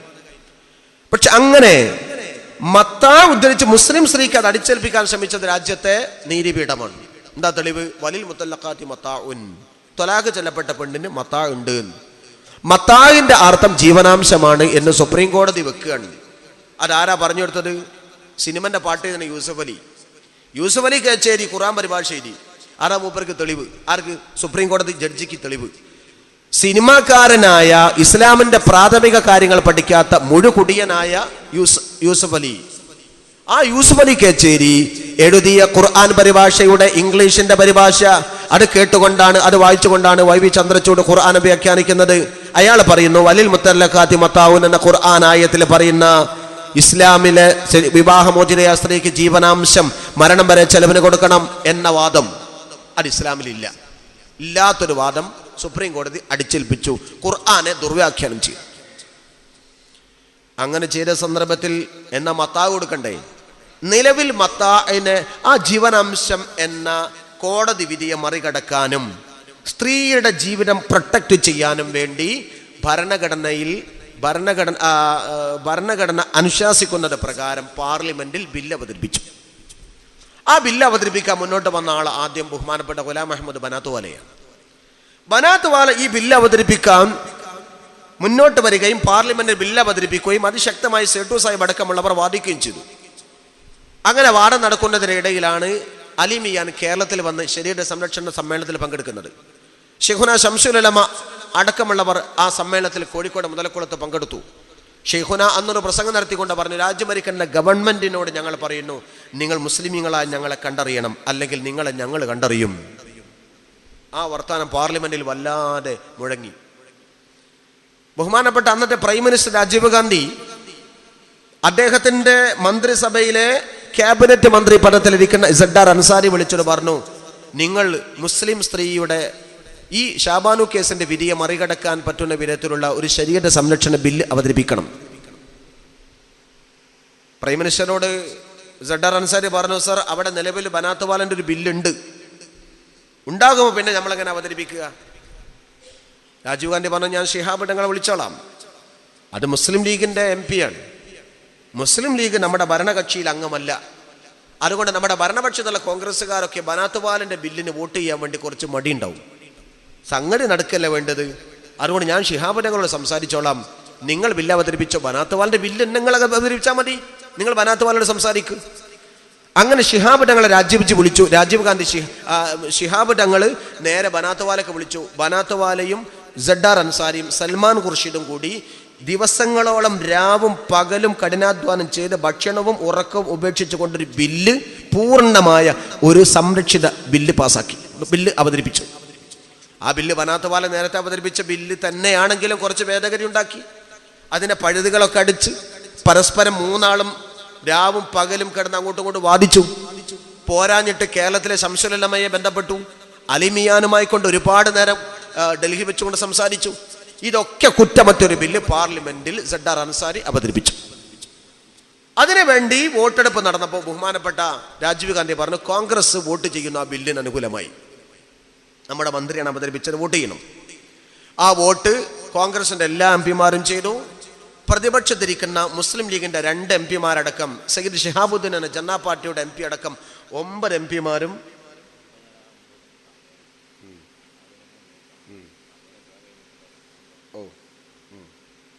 ബഹുമാനപ്പെട്ട ഖാലി അവരുടെ ആദ്യത്തെ പരിപാടിയാണ് ഇന്നത്തെ നമ്മുടെ ഈ വേദിയിൽ. അദ്ദേഹം ദുആ ചെയ്തിട്ടേ നമ്മളൊക്കെ പോകാവൂ. എല്ലാവരും ഇവിടെ തന്നെ ഇരിക്കണം. നിങ്ങൾക്ക് കുറച്ച് വിഷമമൊക്കെ ഉണ്ടാവും, എന്നാലും ബഹുമാനപ്പെട്ട ഖാലിയെ SYSന്റെ സംസ്ഥാന ജനറൽ സെക്രട്ടറിയെ വരവേൽക്കാൻ കിട്ടുന്ന ഈ അവസരം നമ്മളൊക്കെ ഉപയോഗപ്പെടുത്തണം. അങ്ങനെ പാർലമെന്റിൽ ബില്ല് അവതരിപ്പിച്ചു, ചർച്ചയായി. പ്രതിപക്ഷത്തിരിക്കുന്ന കക്ഷികളടക്കം സയ്യിദ് ഷിഹാബുദ്ദീൻ അടക്കമുള്ള ആളുകൾ, ഉവൈസി അടക്കമുള്ള ആളുകൾ ബില്ലിന് അനുകൂലമായി വോട്ട് ചെയ്തു. ബഹുഭൂരിപക്ഷം MP-മാരുടെ പിന്തുണയോടുകൂടി പാർലമെന്റിൽ വിവാഹമുക്തയായ മുസ്ലിം സ്ത്രീക്കുള്ള അവകാശം കൊടുക്കുന്ന വിധത്തിൽ ശരീഅത്ത് സംരക്ഷണ ബില്ല് പാസാക്കി. ഹൈറായി. ഇപ്പൊ എന്തൊക്കെ നടന്നു? 2 കാര്യം ഈ ബില്ലിലൂടെ നടന്നു. അതിലൊന്നെന്താ? ഒന്ന്, ഷാബാനു കേസിനെ തുടർന്നുകൊണ്ട് സുപ്രീം കോടതി വിധിച്ചിട്ടുള്ള വിധി കാരണമായുള്ള ശരീഅത്ത് വിരുദ്ധതയെ മറികടക്കണം. 2, വിവാഹമുക്തയായ സ്ത്രീക്ക് ജീവിതത്തിൽ പ്രൊട്ടക്ഷൻ കൊടുക്കണം, സാമ്പത്തിക ഭദ്രത ഉറപ്പുവരുത്തണം. 2ഉം കൂടി അവിടെ സാധ്യമായി. ഈ ബില്ല് പ്രകാരം മുസ്ലിം പെണ്ണിന് കിട്ടുന്നത് എന്താണ്? ഈ ബില്ലിന്റെ അല്ലാത്ത അവസ്ഥയിൽ കോമൺ സിവിൽ കോഡാകുന്ന ചില ഭാഗത്ത് കോമണായ ചില നിയമങ്ങൾ ഉണ്ടല്ലോ, അതിൽപ്പെട്ട വിധത്തിലുള്ള ഷാബാനു കേസിന് അടക്കമുള്ളവർക്ക് വിധിച്ചിട്ടുള്ള ജീവനാംശം, അത് കൊടുക്കുന്ന അപകടം എന്താ? 2ഉം വേർതിരിച്ച് മനസ്സിലാക്കണം. ജീവനാംശമാണ് കിട്ടുന്നതെങ്കിൽ ഒരു മാസത്തിൽ 150 ഉറുപ്പിക കിട്ടും. ഒരു മാസം 150, ഏറിക്കഴിഞ്ഞാൽ 300, പിന്നെ ഏറിയാൽ 500. 500-ലധികം ഈ ഭൂമി രാജ്യത്ത്, ഇന്ത്യ രാജ്യത്ത് ഒരൊറ്റ കോടതിയും വിവാഹമുക്ത സ്ത്രീക്ക് ഇന്ന് വരെ ജീവനാംശം വിധിച്ചിട്ടില്ല. വലിയ ഹൈ ലെവലുള്ള ആളുകളാണെങ്കിൽ, അത്രയും വലിയ പ്രാരാബ്ധമുണ്ടെങ്കിൽ, അത്രയും വലിയ പണം ഭർത്താവിന്റെ ഭാഗത്തുണ്ടെങ്കിൽ ഓരോ മാസവും തൻ്റെ ഭാര്യയ്ക്ക് തൊലാഖ് ചെല്ലപ്പെട്ട പെണ്ണിന് കൊടുക്കേണ്ടത് 500 ഉറുപ്പികയാണെന്ന് വിധിച്ചിട്ടുണ്ടാവും, അപൂർവം. എന്നാൽ സർവ്വസാധാരണ 150 ഉറുപ്പികയാണ്. ഈ 150 ഉറുപ്പിക ഏത് വരെ കിട്ടും? ഈ പെണ്ണിനെ വേർത്തം കിട്ടുന്നത് വരെ കിട്ടും, അല്ലെങ്കിൽ ഇവൾ മരിക്കുന്നത് വരെ, അല്ലെങ്കിൽ ഭർത്താവ് മരിക്കുന്നത് വരെ. അതിലപ്പുറം പോകില്ല. ഏറിയാൽ എത്രയാ ആ 150 ഒരുമിച്ച് കൂട്ടിയാൽ കിട്ടുന്നത്? അതിങ്ങനെ വാങ്ങി വെക്കുക. എന്നാൽ ജീവനാംശത്തിന്റെ സ്ഥിതി അതാണെങ്കിൽ ബില്ലിനെ തുറന്നുകൊണ്ടായ മത്താഇന്റെ സ്ഥിതി അതല്ല. 10 ലക്ഷം 15 ലക്ഷം വേണമെങ്കിൽ അതിലപ്പുറവും വിധിക്കാം. 10-15 ലക്ഷം വിധിക്കാം. അത് ഒറ്റയടിക്ക് പെണ്ണിനെ കൊണ്ട് കിട്ടുക ആണിന്റെ കയ്യിൽ നിന്ന്.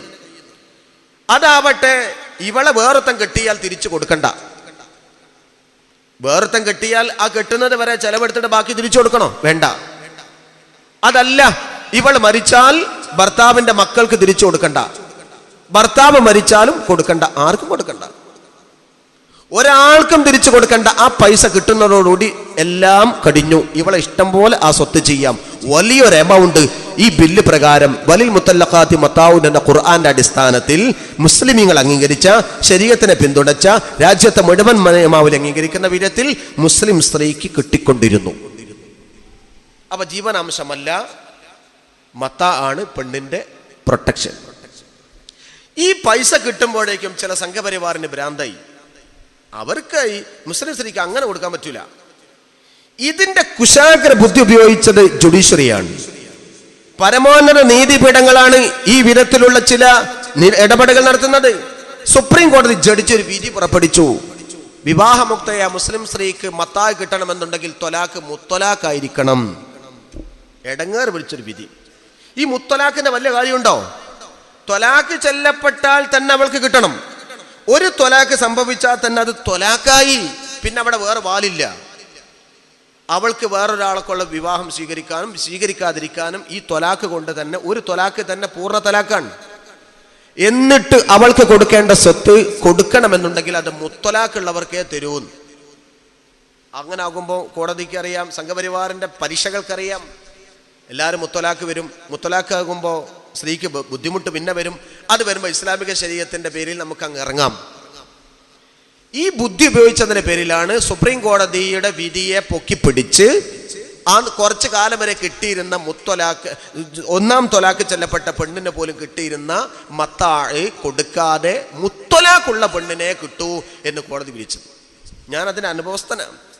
എൻ്റെ നാടുമായി ബന്ധപ്പെട്ട ഒരു പെൺകുട്ടിയുടെ വിഷയത്തിൽ വേറൊരു ഭർത്താവുമായിക്കൂടുള്ള വിവാഹമോചനത്തിലേക്ക് സംഗതി കലാശിച്ചു. എന്നാൽ വിവാഹമോചനം ചെയ്യപ്പെട്ട പെണ്ണിന് കിട്ടേണ്ട അവകാശവുമായി ബന്ധപ്പെട്ടുകൊണ്ട് കോടതിയെ സമീപിച്ചപ്പോൾ താമരശ്ശേരി റോയ് വക്കീൽ കേസ് ഫയൽ ചെയ്യുമ്പോൾ എന്നോട് പറഞ്ഞു, ഫൈസി, ഇത് കിട്ടണമെന്നുണ്ടെങ്കിൽ 3 ത്വലാഖ് ഒന്നിച്ച് ചൊല്ലിയതായിക്കൊണ്ട് രേഖ വേണമെന്ന് പറഞ്ഞു. ഞാൻ പറഞ്ഞു, എന്താ വക്കീൽ നിങ്ങൾ പറയുന്നത്? 3 ത്വലാഖ് ഒന്നിച്ച് ചെല്ലാൻ ഒരു നിലക്കും പറ്റൂല. കാരണം ഞങ്ങൾ പലപ്പോഴും വയല് പറയുന്നത്, പ്രസംഗിക്കുന്നത്, ഉപദേശിച്ചു കൊടുക്കുന്നതൊക്കെ ത്വലാഖ് ആണെങ്കിൽ നിങ്ങൾ 1 ചൊല്ലിയാൽ മതി, 2 ആണെങ്കിൽ ചൊല്ലിക്കോ, 3 ചൊല്ലല്ലേ, അത് ക്രൂരതയാണ്, തെറ്റാണ് എന്നൊക്കെ ഞങ്ങൾ പറഞ്ഞു കൊടുക്കുന്നു. ഇപ്പൊ നമ്മൾ എന്നെ 3 ത്വലാഖിന് കൂട്ടിക്കണോ? അതുകൊണ്ട് നിങ്ങൾ 1 ത്വലാഖ് ചൊല്ലി കേസ് ഫയൽ ചെയ്യും. വേണമെങ്കിൽ പിന്നെ അവർക്ക് വേണമെങ്കിൽ തിരിച്ചെടുക്കാലോ. അതുകൊണ്ട് നിങ്ങൾ 1 ചൊല്ലിയാൽ മതി. അങ്ങനെ മതി കേസ്. അങ്ങനെ ആൾ ഫയൽ ചെയ്തു. എന്റെ നിർബന്ധത്തിന് വഴങ്ങിയിട്ട് റോയ് വക്കീൽ കേസ് ഫയൽ ചെയ്തു. ഫയൽ കോടതി തിരിച്ചയച്ചു. കോടതി പറഞ്ഞു, ത്വലാഖാണ് എന്നത് രേഖപ്പെടുത്താം, പക്ഷെ മത്തായി കിട്ടൂല. അപ്പൊ വക്കീൽ ഫയൽ തിരിച്ചു വാങ്ങി.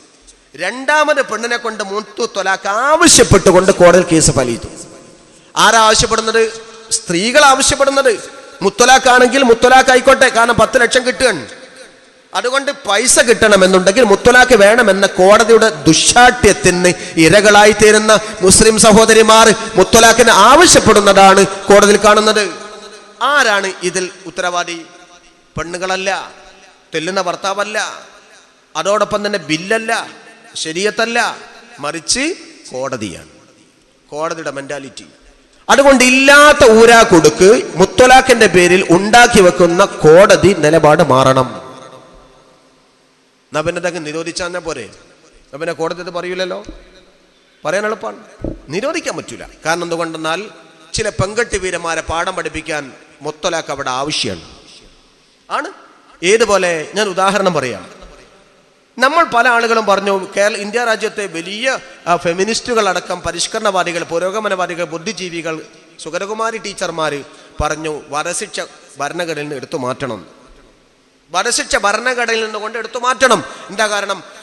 വധശിക്ഷ ക്രൂരതയാണ്, അപരിഷ്കൃതമാണ്, കാടത്തമാണ്, പണ്ടുണ്ടായ നിയമമാണ്, അതിനി വേണ്ട. അതുകൊണ്ട് കുറ്റവാളിയെ ശിക്ഷിക്കാവുന്ന വധശിക്ഷ അത് വേണ്ട എന്ന് പറഞ്ഞുകൊണ്ട് നമ്മൾ മുറവിളി കൂട്ടിക്കൊണ്ടിരിക്കവേ തന്നെയാണ് സൗമ്യ കൊല്ലപ്പെട്ടത്. സൗമ്യ ട്രെയിനിൽ കൊണ്ട് ഗോവിന്ദചാമി തള്ളിയിട്ടുകൊണ്ട് അവൾ മരിച്ചു. ബലാത്സംഗം ചെയ്തു എന്ന് പറയുന്നു. ഏതോ ആവട്ടെ, ഗോവിന്ദചാമിയാണ് പ്രതി. ആ പ്രതിയെ തൂക്കിക്കൊല്ലണം എന്ന് പറഞ്ഞുകൊണ്ട് നമ്മൾ മുറവിളി കൂട്ടി. അത് അടിസ്ഥാനപ്പെടുത്തിക്കൊണ്ട് രാജ്യത്തെ ഹൈക്കോടതി പറഞ്ഞു ഗോവിന്ദചാമിയെ തൂക്കിക്കൊല്ലണം, വധശിക്ഷ വിധിച്ചു. സർവ്വവ്യാപകമായി ആ ശിക്ഷാവിധിയെ സ്വാഗതം ചെയ്തു.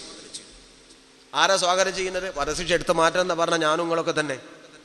വധശിക്ഷ വേണ്ട, അത് കാടത്തമാണ് എന്ന് പറഞ്ഞ് നടന്ന നമ്മളും നമ്മുടെ നാട്ടുകാരായ പെണ്ണുങ്ങളും ഒക്കെ പറഞ്ഞു വധശിക്ഷ വിധിച്ച് നന്നായി. ആരാത് ആദ്യം സ്വാഗതം ചെയ്യുന്ന? സൗമ്യന്റെ അമ്മ. നീതി കിട്ടി, സത്യം പുലർന്നു എന്നൊക്കെ പറഞ്ഞു. അപ്പൊ കാടത്തമെന്ന് നമ്മൾ പറഞ്ഞ് എടുത്തുമാറ്റണമെന്ന് പറഞ്ഞ അതേ വിധി ഗോവിന്ദച്ചാമിയെ പോലുള്ള ചില കൊലയാളികളായ ആളുകളെ ശിക്ഷിക്കാൻ അത് വേണമെന്നല്ലേ നമ്മൾ പറഞ്ഞത്? അതുണ്ടായത് നന്നായി എന്നല്ലേ നമ്മൾ പറഞ്ഞത്? ആ ഗോവിന്ദച്ചാമിയെ ശിക്ഷിക്കാൻ ഭരണഘടനയിൽ അതില്ലായിരുന്നുവെങ്കിൽ പിന്നെ എവിടെ നിന്നാ നമ്മൾ എടുത്തെടുക്കുക? പിന്നെ ഏതെടുത്താ വിരിക്കുക? വധശിക്ഷ നടക്കൂല. പിന്നെ നമ്മൾ കണ്ടല്ലോ, ഹൈക്കോടതി വിധിയെ സുപ്രീം കോടതിയിൽ അപ്പീൽ പോയപ്പോൾ സുപ്രീം കോടതി വിധിച്ചു വധശിക്ഷ വേണ്ട, ജീവപര്യന്തം മതിയെന്ന്. എന്താ കാരണം? ഗോവിന്ദച്ചാമി നേരെ കൊന്നതിന് തെളിവില്ല, അതുകൊണ്ട് ഗോവിന്ദച്ചാമിക്ക് ജീവപര്യന്തം മതിയെന്ന്. അത് പറഞ്ഞപ്പോഴേക്കും നമ്മുടെ സ്ത്രീകൾ എന്താ പറഞ്ഞത്?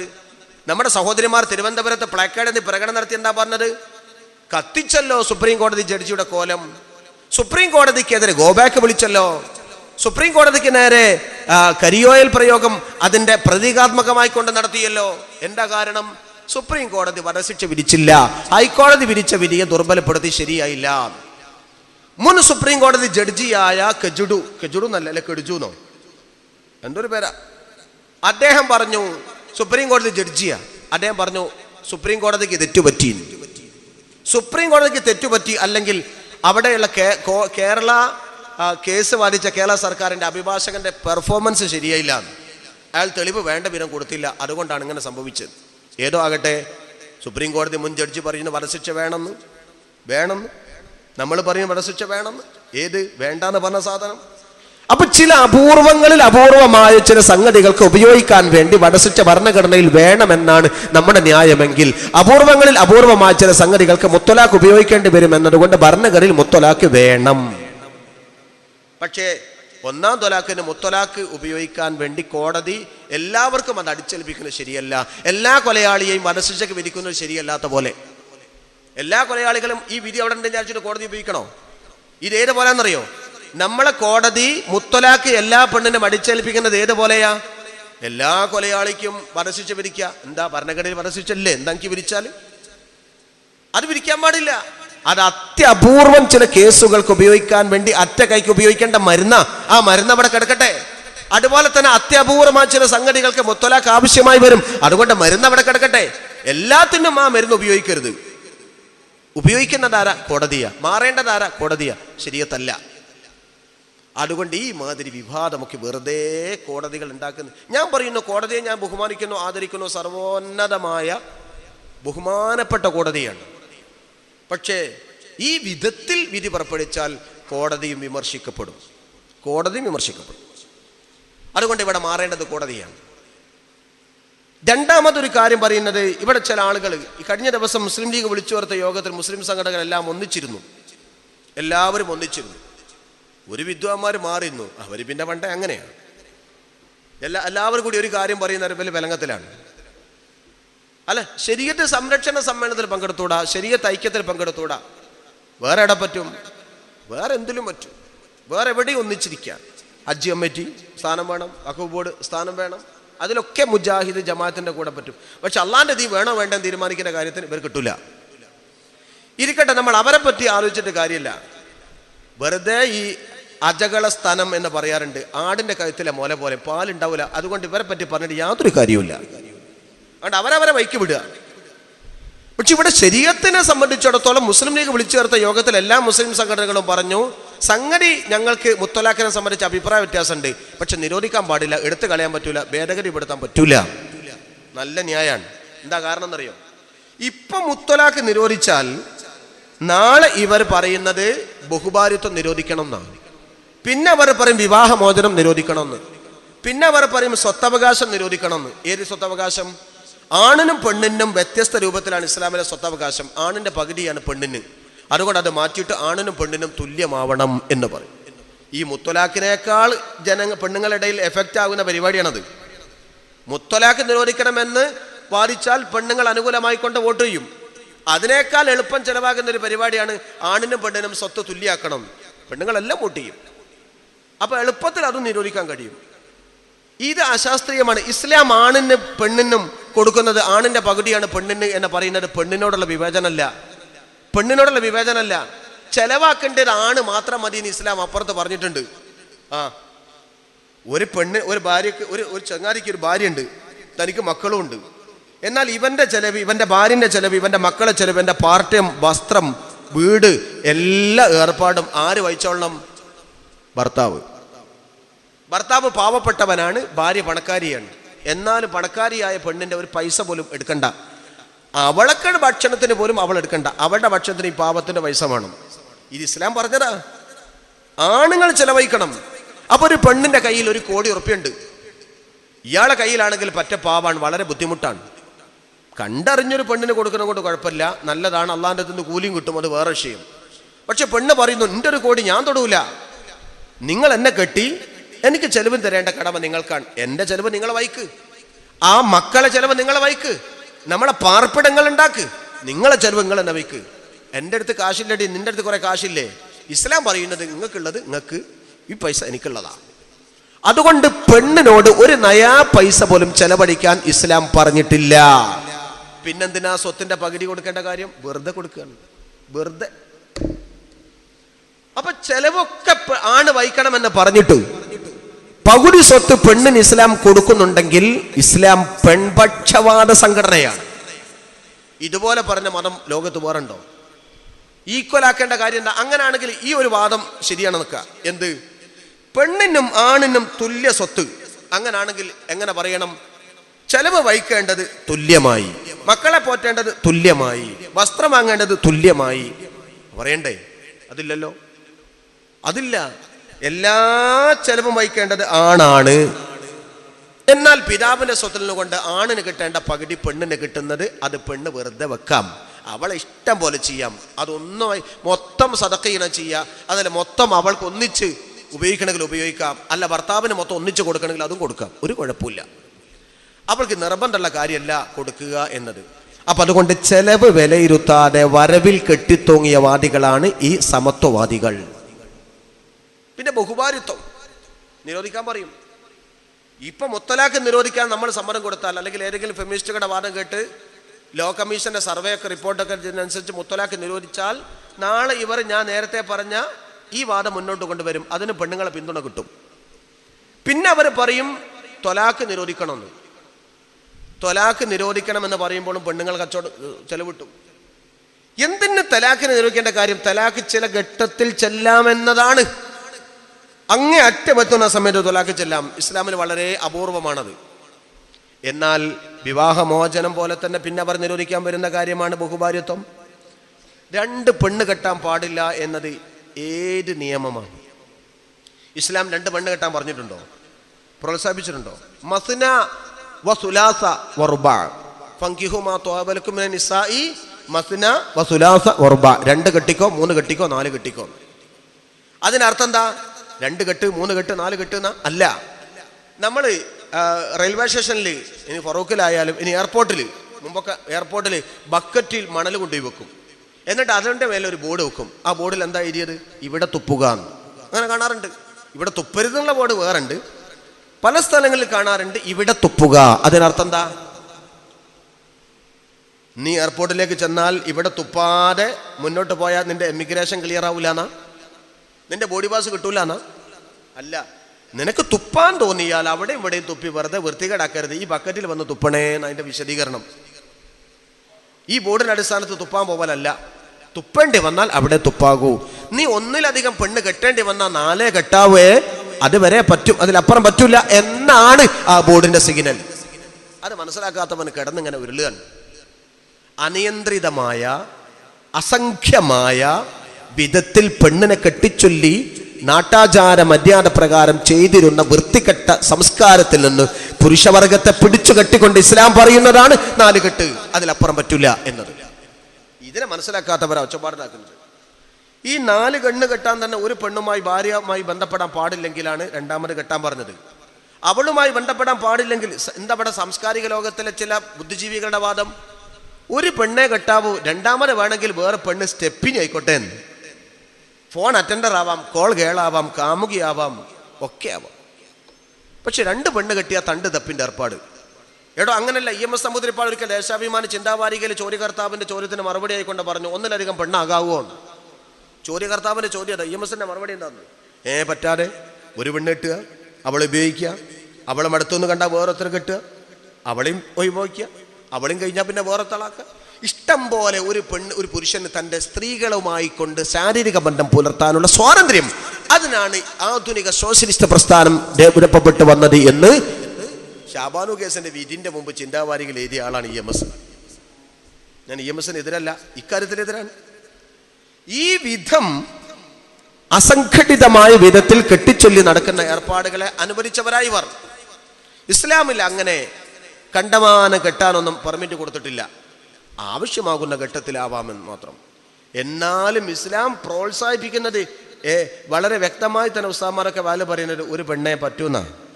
ഒരു പെണ്ണ് കെട്ടിയാൽ അതിൻ്റെ ഒരു സുഖം വേറെയാണ്. 2 പെണ്ണ് കെട്ടിയാൽ തുടങ്ങും തലവേദന. ഒന്ന് കെട്ടിയ ആൾക്കാരോട് ചോദിച്ചറിയാം, ഇവിടെ ആരോ ഉണ്ടെങ്കിൽ ഇപ്പം ചോദിക്കേണ്ട, പിന്നെ ചോദിച്ചറിയാം എങ്ങനെ ഉണ്ട്. സംഗതിയൊക്കെ ഉഷാറാ, പക്ഷെ തുടങ്ങും മോനെ തലവേദന. അന്ന് മുതൽ ഒരാൾ 2 പെണ്ണ് കെട്ടിയിട്ട് ഒരു മാളിക വീട്ടിൽ താമസിച്ചു. 2 വീട് ഇയാൾക്കില്ല, ഒന്ന് താഴെയും മറ്റേത് മേലെയാ. ഇയാൾക്ക് സ്വിഫ്റ്റാ, ഒരു ദിവസം ഇവിടെ പിറ്റേ ദിവസം മേലെ. അങ്ങനെ ഇയാളിങ്ങനെ സ്വിഫ്റ്റായി കയറി ഇറങ്ങുന്ന പരിപാടിയാണ്. ഒരു ദിവസം താഴെ താമസിക്കേണ്ട ദിവസം വന്നു. മുകളിൽ താമസിക്കേണ്ട പെണ്ണിനറിയാം ഇന്നെൻ്റെ അടുത്ത് ആവില്ല, അതുകൊണ്ട് അവൾ വേഗം ഉള്ളതും തിന്ന് കതകും അടിച്ച് ലൈറ്റ് ഓഫ് ചെയ്ത് കിടന്നു. താഴെ കിടക്കേണ്ട ദിവസം വന്നപ്പോൾ താഴത്തെ പെണ്ണ് മനസ്സിലാക്കി ഇന്ന് കെട്ടിയോൻ എൻ്റെ അടുത്ത് വരും, നല്ല ഭക്ഷണം ഉണ്ടാക്കട്ടെ. ഭക്ഷണമൊക്കെ ഉണ്ടാക്കി മേശപ്പുറത്ത് റെഡിയാക്കി വെച്ച് ലൈറ്റ് ഓൺ ചെയ്ത് കാത്തിരിക്കുന്ന സമയത്ത് കതകു തുറന്നു വെച്ച വാട കുറേ കഴിഞ്ഞപ്പോൾ ഈ പെണ്ണ് ആ ഇരിപ്പിലങ്ങ് ഉറങ്ങിപ്പോയി. കുറേ കഴിഞ്ഞ സമയത്ത് അങ്ങനെ വരുന്നുണ്ട് കള്ളൻ, പ്രിയപ്പെടല്ല കള്ളൻ വന്ന് നോക്കുന്ന സമയത്ത് കാണുന്നത് ഇതാ ഒരു പെണ്ണ് ഇവിടെ നിന്ന് ഉറങ്ങാണ്.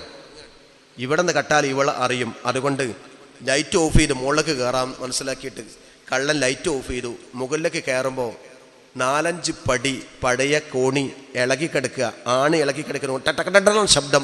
ഈ ശബ്ദം കേട്ട് പെണ്ണ് ഉണർന്നു. അപ്പോൾ അവൾക്ക് മനസ്സിലായി എൻ്റെ പുതിയാപ്പിളപ്പോൾ വന്നപ്പോൾ ഞാൻ ഉറങ്ങാന്ന് കണ്ടപ്പോൾ മറ്റേ 2-ാം പറ അതിൻ്റെ അടുത്തേക്ക് ഒന്നും പോവല്ലേ, എൻ്റെ ദിവസം മടക്കണ്ടേ. കള്ളൻ്റെ കാല് പിടിച്ചിട്ട് ഈ പെണ്ണ് താഴോട്ട് വലിച്ചിങ്ങൾ ഇങ്ങോട്ട് വന്നാന്ന്. ഈ ബഹളം കേട്ട് മുകളിലുള്ള പെണ്ണ് ഉണർന്ന് ഇങ്ങോട്ട് വന്നാന്നുള്ള വാക്കാണ്, ലൈറ്റില്ലല്ലോ, വെളിച്ചല്ല. മുകളിലുള്ള പെണ്ണ് മനസ്സിലാക്കി എൻ്റെ കെട്ടിയോൻ എന്നോട് കുറച്ച് സ്നേഹം കൂടുതലുണ്ടായിട്ട് 2-ാമത്തെ രാത്രി നമ്മളടുത്തേക്ക് തന്നെ വരികയും അതിന് ഇവള് സമ്മതിക്കുന്നില്ലല്ലേ. അങ്ങനെ പറ്റൂല്ലടി. തല പിടിച്ചിട്ട് കള്ളൻ്റെ തല പിടിച്ചിട്ട് ഇവള് മേലോട്ട് വിളിച്ചു ഇങ്ങോട്ട് വന്നാന്ന്. ഒരു കള്ളൻ 2 പെണ്ണിൻ്റെ ഇടയിൽ കിടന്ന് കുടുങ്ങി. അവസാനം കള്ളൻ പറഞ്ഞു ഞങ്ങളെ കെട്ടിയോനല്ല, കള്ളൻ അന്നങ്ങ് വിട്ടേക്ക്. കള്ളനാണ് ബോധ്യപ്പെട്ടവർ. 2 പെണ്ണ് നിലവിളിച്ചോടി. കള്ളൻ തൻ്റെ വീട്ടിൽ പോയി ഭാര്യയോട് തൈലിട്ട് ഉയ്യിപ്പിക്കുന്ന സമയത്ത് പറയാ ഇനി 2 പെണ്ണുങ്ങളുടെ വീട്ടിലേക്ക് ഞാൻ കക്കാൻ പോയില്ല. 2 പെണ്ണ് കെട്ടിയാൽ അന്ന് മുതൽ തുടങ്ങും തലവേദന. ഇസ്ലാം ഒരിക്കലും 2 പെണ്ണ് കെട്ടുന്നതിനെ പ്രോത്സാഹിപ്പിച്ചിട്ടില്ല, ആരും പറഞ്ഞിട്ടില്ല. പക്ഷെ ആവശ്യമെങ്കിൽ 2 പെണ്ണ് കെട്ടുക എന്നല്ലാതെ നീ വേശ്യാലയത്തിൽ പോകല്ല, നീ സ്റ്റെനോഗ്രാഫറുടെ പിന്നാലെ പോകല്ല, നീ ഫോൺ അറ്റൻഡറെ പിന്നാലെ നടക്കല്ല. നീ നിന്റെ ഭാര്യയായി മാന്യമായി കല്യാണം കഴിക്ക്. 2 പെണ്ണിനും ഒരുപോലെ നോക്കി. ഇതാണ് ഇസ്ലാമിന്റെ കാഴ്ചപ്പാട്. അല്ല, 2 പെണ്ണ് കെട്ടാൻ പാടില്ല എന്ന് പറയുന്ന ആൾക്കാർ ഒന്നിലധികം ഭർത്താക്കന്മാരാവട്ടെ എന്ന് പറയുന്ന ആൾക്കാരുണ്ട്. ഇന്ത്യ രാജ്യത്തിലെ മുസ്ലിം നാമധാരിയായ കേരളത്തിലെ ഹൈക്കോടതി ജഡ്ജി കഴിഞ്ഞ ഏതാനും മാസം മുമ്പ് കോഴിക്കോട് വന്ന് ഈ നിസ എന്ന് പറഞ്ഞ സ്ത്രീകളുടെ സംഘടനയിൽ പ്രസംഗിച്ചത് എന്താ അറിയോ? ഇസ്ലാം ബഹുഭാര്യത്വമേ പറയുന്നുള്ളൂ, ബഹുഭർത്തൃത്വവും കൂടി പറഞ്ഞാലേ പെണ്ണിന് നീതി കിട്ടൂ. ബഹുഭർത്തൃത്വം കൂടി പറയണം. ബഹുഭർത്തൃത്വം, ഒരു പെണ്ണിന് ഒന്നിലധികം ആണ്. എന്നിട്ട് ചോദിക്കണം പെറ്റ മക്കള് എൻ്റെ വാപ്പ ആരാന്ന്. ആരെ കാണിച്ചു കൊടുക്കും? ഈ പെണ്ണ് ആരെ കാണിച്ചു കൊടുക്കും? പഞ്ചപാണ്ഡവന്മാർ തമ്മിൽ യുദ്ധം ഉണ്ടായതറിയാലോ. പഞ്ചപാണ്ഡവന്മാർ എന്ന് പറഞ്ഞാൽ ഹൈന്ദവ വിശ്വാസപ്രകാരമുള്ള കുന്തി ദേവിയുടെ 5 മക്കളാണ്. മഹാഭാരതത്തിലെ കഥയാണ്. കൗരവര് അർജുനന്, ഭീമന്, സഹദേവന് തുടങ്ങിയ 5 മക്കളാണ്. 5 മക്കളോടും കുന്തി ദേവി പറഞ്ഞു മക്കളെ നിങ്ങൾ എന്ത് കിട്ടിയാലും വീതിച്ചെടുത്തോളം, പരസ്പരം തല്ലുവിടരുത്. അങ്ങനെ ഇവർ കാട്ടുപോകുന്ന സമയത്ത് സുന്ദരിയായ ഒരു പെണ്ണിനെ കിട്ടി. അതിനെ എടുത്തു കൊണ്ടുവരുന്ന സമയത്ത് വിളിച്ചു പറഞ്ഞു അമ്മയെ ഒരു സമ്മാനം കിട്ടിയത് വീതിച്ച മക്കളെ എന്നും പറഞ്ഞു കുന്തി ദേവി. അങ്ങനെ വീതിക്കാൻ തുടങ്ങിയതാ. ഓരോ ദിവസം ഓരോരുത്തർ. ഒരു ദിവസം അർജുനനാണെങ്കിൽ വേറെ ദിവസം ഭീമൻ, പിന്നെ സഹദേവൻ. അങ്ങനെ അർജുനൻ വരേണ്ട ദിവസം കട്ടിട്ട് ഭീമൻ വന്നു നേരത്തെ. അപ്പം അർജുനനെ വെറുതെ വിടുമോ ഭീമനാന്ന് വിചാരിച്ചിട്ട്. അങ്ങനെ അർജുനനും ഭീമനും തമ്മിൽ വലിയ ദ്വന്ദ്വ യുദ്ധം നടന്നു ഒരു പെണ്ണിൻ്റെ പേരിൽ. ഈ ഒരാൾക്കൊടുക്കും ഇടങ്ങേറുമാണ് ബഹുഭർത്തൃത്വം. ദേവന്മാർക്ക് പോലും മുനിമഹർഷിമാർക്ക് പോലും സംരക്ഷിക്കാൻ പറ്റാത്ത നിലപാടുള്ള ഈ ലോക ചരിത്രത്തിൽ എന്താണ് ഈ ആധുനിക കാലഘട്ടത്തിൽ ഹൈക്കോടതി ജഡ്ജി പറയുന്നത്? ബഹുഭർത്തൃത്വം വേണമെന്ന്. അതുകൊണ്ട് ബഹുഭർത്തൃത്വം അശാസ്ത്രീയം, അപക്വത. എങ്കിൽ ബഹുഭാര്യത്വം ആകാം. ബഹുഭാര്യത്വത്തിനെ എതിർക്കുന്ന ആളുകൾ എന്തിൻ്റെ പേരിലാണ് എതിർക്കുന്നത്? ഇവർക്കൊക്കെ ഇതാവാമെന്ന് പറയുമ്പോൾ ഇസ്ലാമിനെ മാത്രം അത് പറ്റൂലെന്ന്. ഇസ്ലാം വളരെ നിഷ്കർഷിച്ച, വളരെ കൃത്യത കൊടുത്തിട്ടുള്ള കാര്യങ്ങളാണ് ഈ ബഹുഭാര്യത്വവും ത്വലാഖും മറ്റുള്ള എല്ലാ കാര്യങ്ങളും. അതൊന്നും മനസ്സിലാക്കാത്ത രൂപത്തിൽ ജനങ്ങളെ തെറ്റിദ്ധരിപ്പിച്ചുകൊണ്ട് നടക്കുന്ന ഈ വാദത്തെ ഖണ്ഡിക്കാൻ നമുക്ക് സാധിക്കണം. അതിൻ്റെ ഭാഗമായിക്കൊണ്ടാണ് ഇൻഷാ അല്ലാഹ് ശരീഅത്ത് ഇപ്പം നിരോധിക്കുന്നത് മുത്തലാഖാണെങ്കിൽ നാളെ പലതും നിരോധിച്ച് ശരീഅത്ത് അടിച്ചേൽപ്പിച്ച് ഹിന്ദുത്വ ഭരണം കൊണ്ടുവരും. ഇവിടെ നരേന്ദ്രമോദി വിട്ടിറങ്ങി പോകുന്നതിന് മുമ്പ് എന്തെങ്കിലുമൊക്കെ ഇവിടെ കാട്ടിക്കൂട്ടും. അതുകൊണ്ട് ഒരു നിലക്കും അനുവദിച്ചുകൂടാ. 4-ാം തീയതി മലപ്പുറത്ത് വെച്ചുകൊണ്ട് നടക്കുന്ന ഐതിഹാസികമായ സമരമാണ് സമസ്ത മലപ്പുറം ജില്ലാ കമ്മിറ്റി നടത്തുന്നത്. അതിനിപ്പോൾ പേടിപ്പിക്കാൻ വേണ്ടി ചില ആൾക്കാർ ഇറങ്ങിയതാ മലപ്പുറത്ത് ബോംബ് വെക്കുക. മലപ്പുറത്ത് ബോംബ് വെച്ചാൽ 2 കാര്യമാണ്. ഒന്ന്, മലപ്പുറത്ത് IS വന്നു എന്നായി. 2, എന്താ, 4-ാം തീയതി നടക്കാൻ പോകുന്ന പ്രകടനത്തിൽ വല്ലാണ്ട് ആൾ കൂടൂല. അതൊക്കെ തൃണവലഗണിച്ചുകൊണ്ട് നമ്മൾ മുന്നോട്ട് പോകണം. ആ വിധത്തിൽ സമരങ്ങൾ നടക്കണം. ബഹുമാനപ്പെട്ട കോഴിക്കോട് കാളി സുന്നി യുവജന സംഘത്തിൻ്റെ സംസ്ഥാന ജനറൽ സെക്രട്ടറി മഹാനായ സയ്യിദ് മുഹമ്മദ് കോയ തങ്ങൾ നമ്മുടെ വേദിയിലേക്ക് എത്തിച്ചേർന്നിരിക്കുകയാണ്. അള്ളാഹു മഹാനവറുകൾക്ക് ദീർഘായുസ്സോടുകൂടി ഈ പ്രസ്ഥാനത്തെ നയിക്കാൻ അള്ളാഹു തൗഫീക്ക് നൽകുമാറാവട്ടെ. ഞാൻ അവസാനിപ്പിക്കുകയാണ്. എല്ലാവരും ഒന്ന് കയറിയിരിക്കി. ഒരു ചെറിയ ദുആയോട് കൂടിയൊക്കെ നമുക്ക് അവസാനിപ്പിക്കണം. അതുകൊണ്ട് എല്ലാവരും സമസ്ത കേരള ജമിയത്തുൽ ഉലമയുടെ കോർഡിനേഷൻ കമ്മിറ്റി, മലപ്പുറം ജില്ലാ കമ്മിറ്റി ഈ വരുന്ന വെള്ളിയാഴ്ച 4 മണിക്ക് നടക്കുന്ന മലപ്പുറം കുന്നിൽ നടത്തുന്ന റാലിയിൽ നിങ്ങളൊക്കെ പങ്കെടുക്കാൻ പോകണം. വരുന്ന വെള്ളിയാഴ്ച ശരീഅത്ത് സംരക്ഷണത്തിന് വേണ്ടി നമ്മളൊരു ഒപ്പ് ശേഖരണം നടക്കുന്നുണ്ട്. അതിന് സുപ്രഭാതത്തിലും ചന്ദ്രിക പത്രത്തിലൊക്കെ ഇതിനെ പരസ്യം ചെയ്തു. ഇതിൻ്റെ വെബ്സൈറ്റിൽ ചെന്ന് നമ്മുടെ ഒപ്പ് രേഖപ്പെടുത്തുക, അതിൻ്റെ നടപടിക്രമങ്ങളൊക്കെ ഉണ്ട്. അത് പൂർത്തിയാക്കി വമ്പിച്ചൊപ്പ് ശേഖരണം നടത്തി ഏക സിവിൽ കോഡ് വേണ്ട എന്ന ഒരു സമരം, നിങ്ങളുടെ ഒരു ഒപ്പ് ചാർത്തൽ, ആ സമരമാണ്. നിങ്ങളത് ഏറ്റെടുക്കണം. അതുപോലെ തന്നെ വരുന്ന ഡിസംബർ 2-ാം തീയതി കോഴിക്കോട് മുതലക്കുളത്ത് ശരീര സംരക്ഷണ സമ്മേളനം നടത്തുകയാണ് കോഴിക്കോട് ജില്ലാ സമസ്ത കോർഡിനേഷൻ കമ്മിറ്റി. ഡിസംബർ മാസം 2-ാം തീയതി എല്ലാവരും അതിൽ പങ്കെടുക്കണം. അതിൻ്റെ ഭാഗമായി ബേപ്പൂർ മണ്ഡലം എല്ലാ മണ്ഡലം കമ്മിറ്റികളും നടത്തുന്നതിൻ്റെ ഭാഗമായി 25-ാം തീയതി വെള്ളിയാഴ്ച വൈകുന്നേരം 4 മണിക്ക് ശരീര സംരക്ഷണ റാലി എല്ലാ മണ്ഡലം തലത്തിലും നടക്കും. ബേപ്പൂർ മണ്ഡലത്തിൻ്റേത് പേട്ടയിൽ വെച്ചുകൊണ്ട് അല്ലെങ്കിൽ ഫാറൂഖ് ജംഗ്ഷനിൽ വെച്ചുകൊണ്ട് കമ്മിറ്റി പ്രഖ്യാപിക്കും, അവിടെ നടക്കും. അതുകൊണ്ട് നമ്മുടെ മണ്ഡലം കമ്മിറ്റി നടക്കുന്ന 25-ാം തീയതിയിലത്തെ നമ്മുടെ റാലിയും ഡിസംബർ 2-ാം തീയതി കോഴിക്കോട് മുതലക്കുളത്ത് നടത്തുന്ന ശരീഅത്ത് സംരക്ഷണ സമ്മേളനവും 4-ാം തീയതി വരുന്ന 4-ാം തീയതി ഈ അടുത്ത 4-ാം തീയതി മലപ്പുറത്ത് നടക്കുന്ന ശരീര സംരക്ഷണ റാലിയും ഈ വെള്ളിയാഴ്ച നടക്കാൻ പോകുന്ന ഒപ്പ് ശേഖരണവും വിജയിപ്പിച്ച് സമരത്തിൽ ഒരു ധ്വജവാഹക സംഘത്തിൻ്റെ ഉയരെടുപ്പോടുകൂടി അതിശക്തമായ പ്രതിരോധം നടത്താൻ നമ്മൾ ഓരോരുത്തരും ശ്രമിക്കണം. ശരീഅത്തിനെതിരെ വരുന്ന വെല്ലുവിളികൾ നേരിടാൻ നമ്മൾ സംഘശക്തരാവണം. അള്ളാഹു അനുഗ്രഹിക്കട്ടെ. വആഖിറു ദഅവാന അനിൽ ഹംദുലില്ലാഹി റബ്ബിൽ ആലമീൻ. അസ്സലാമു അലൈക്കും.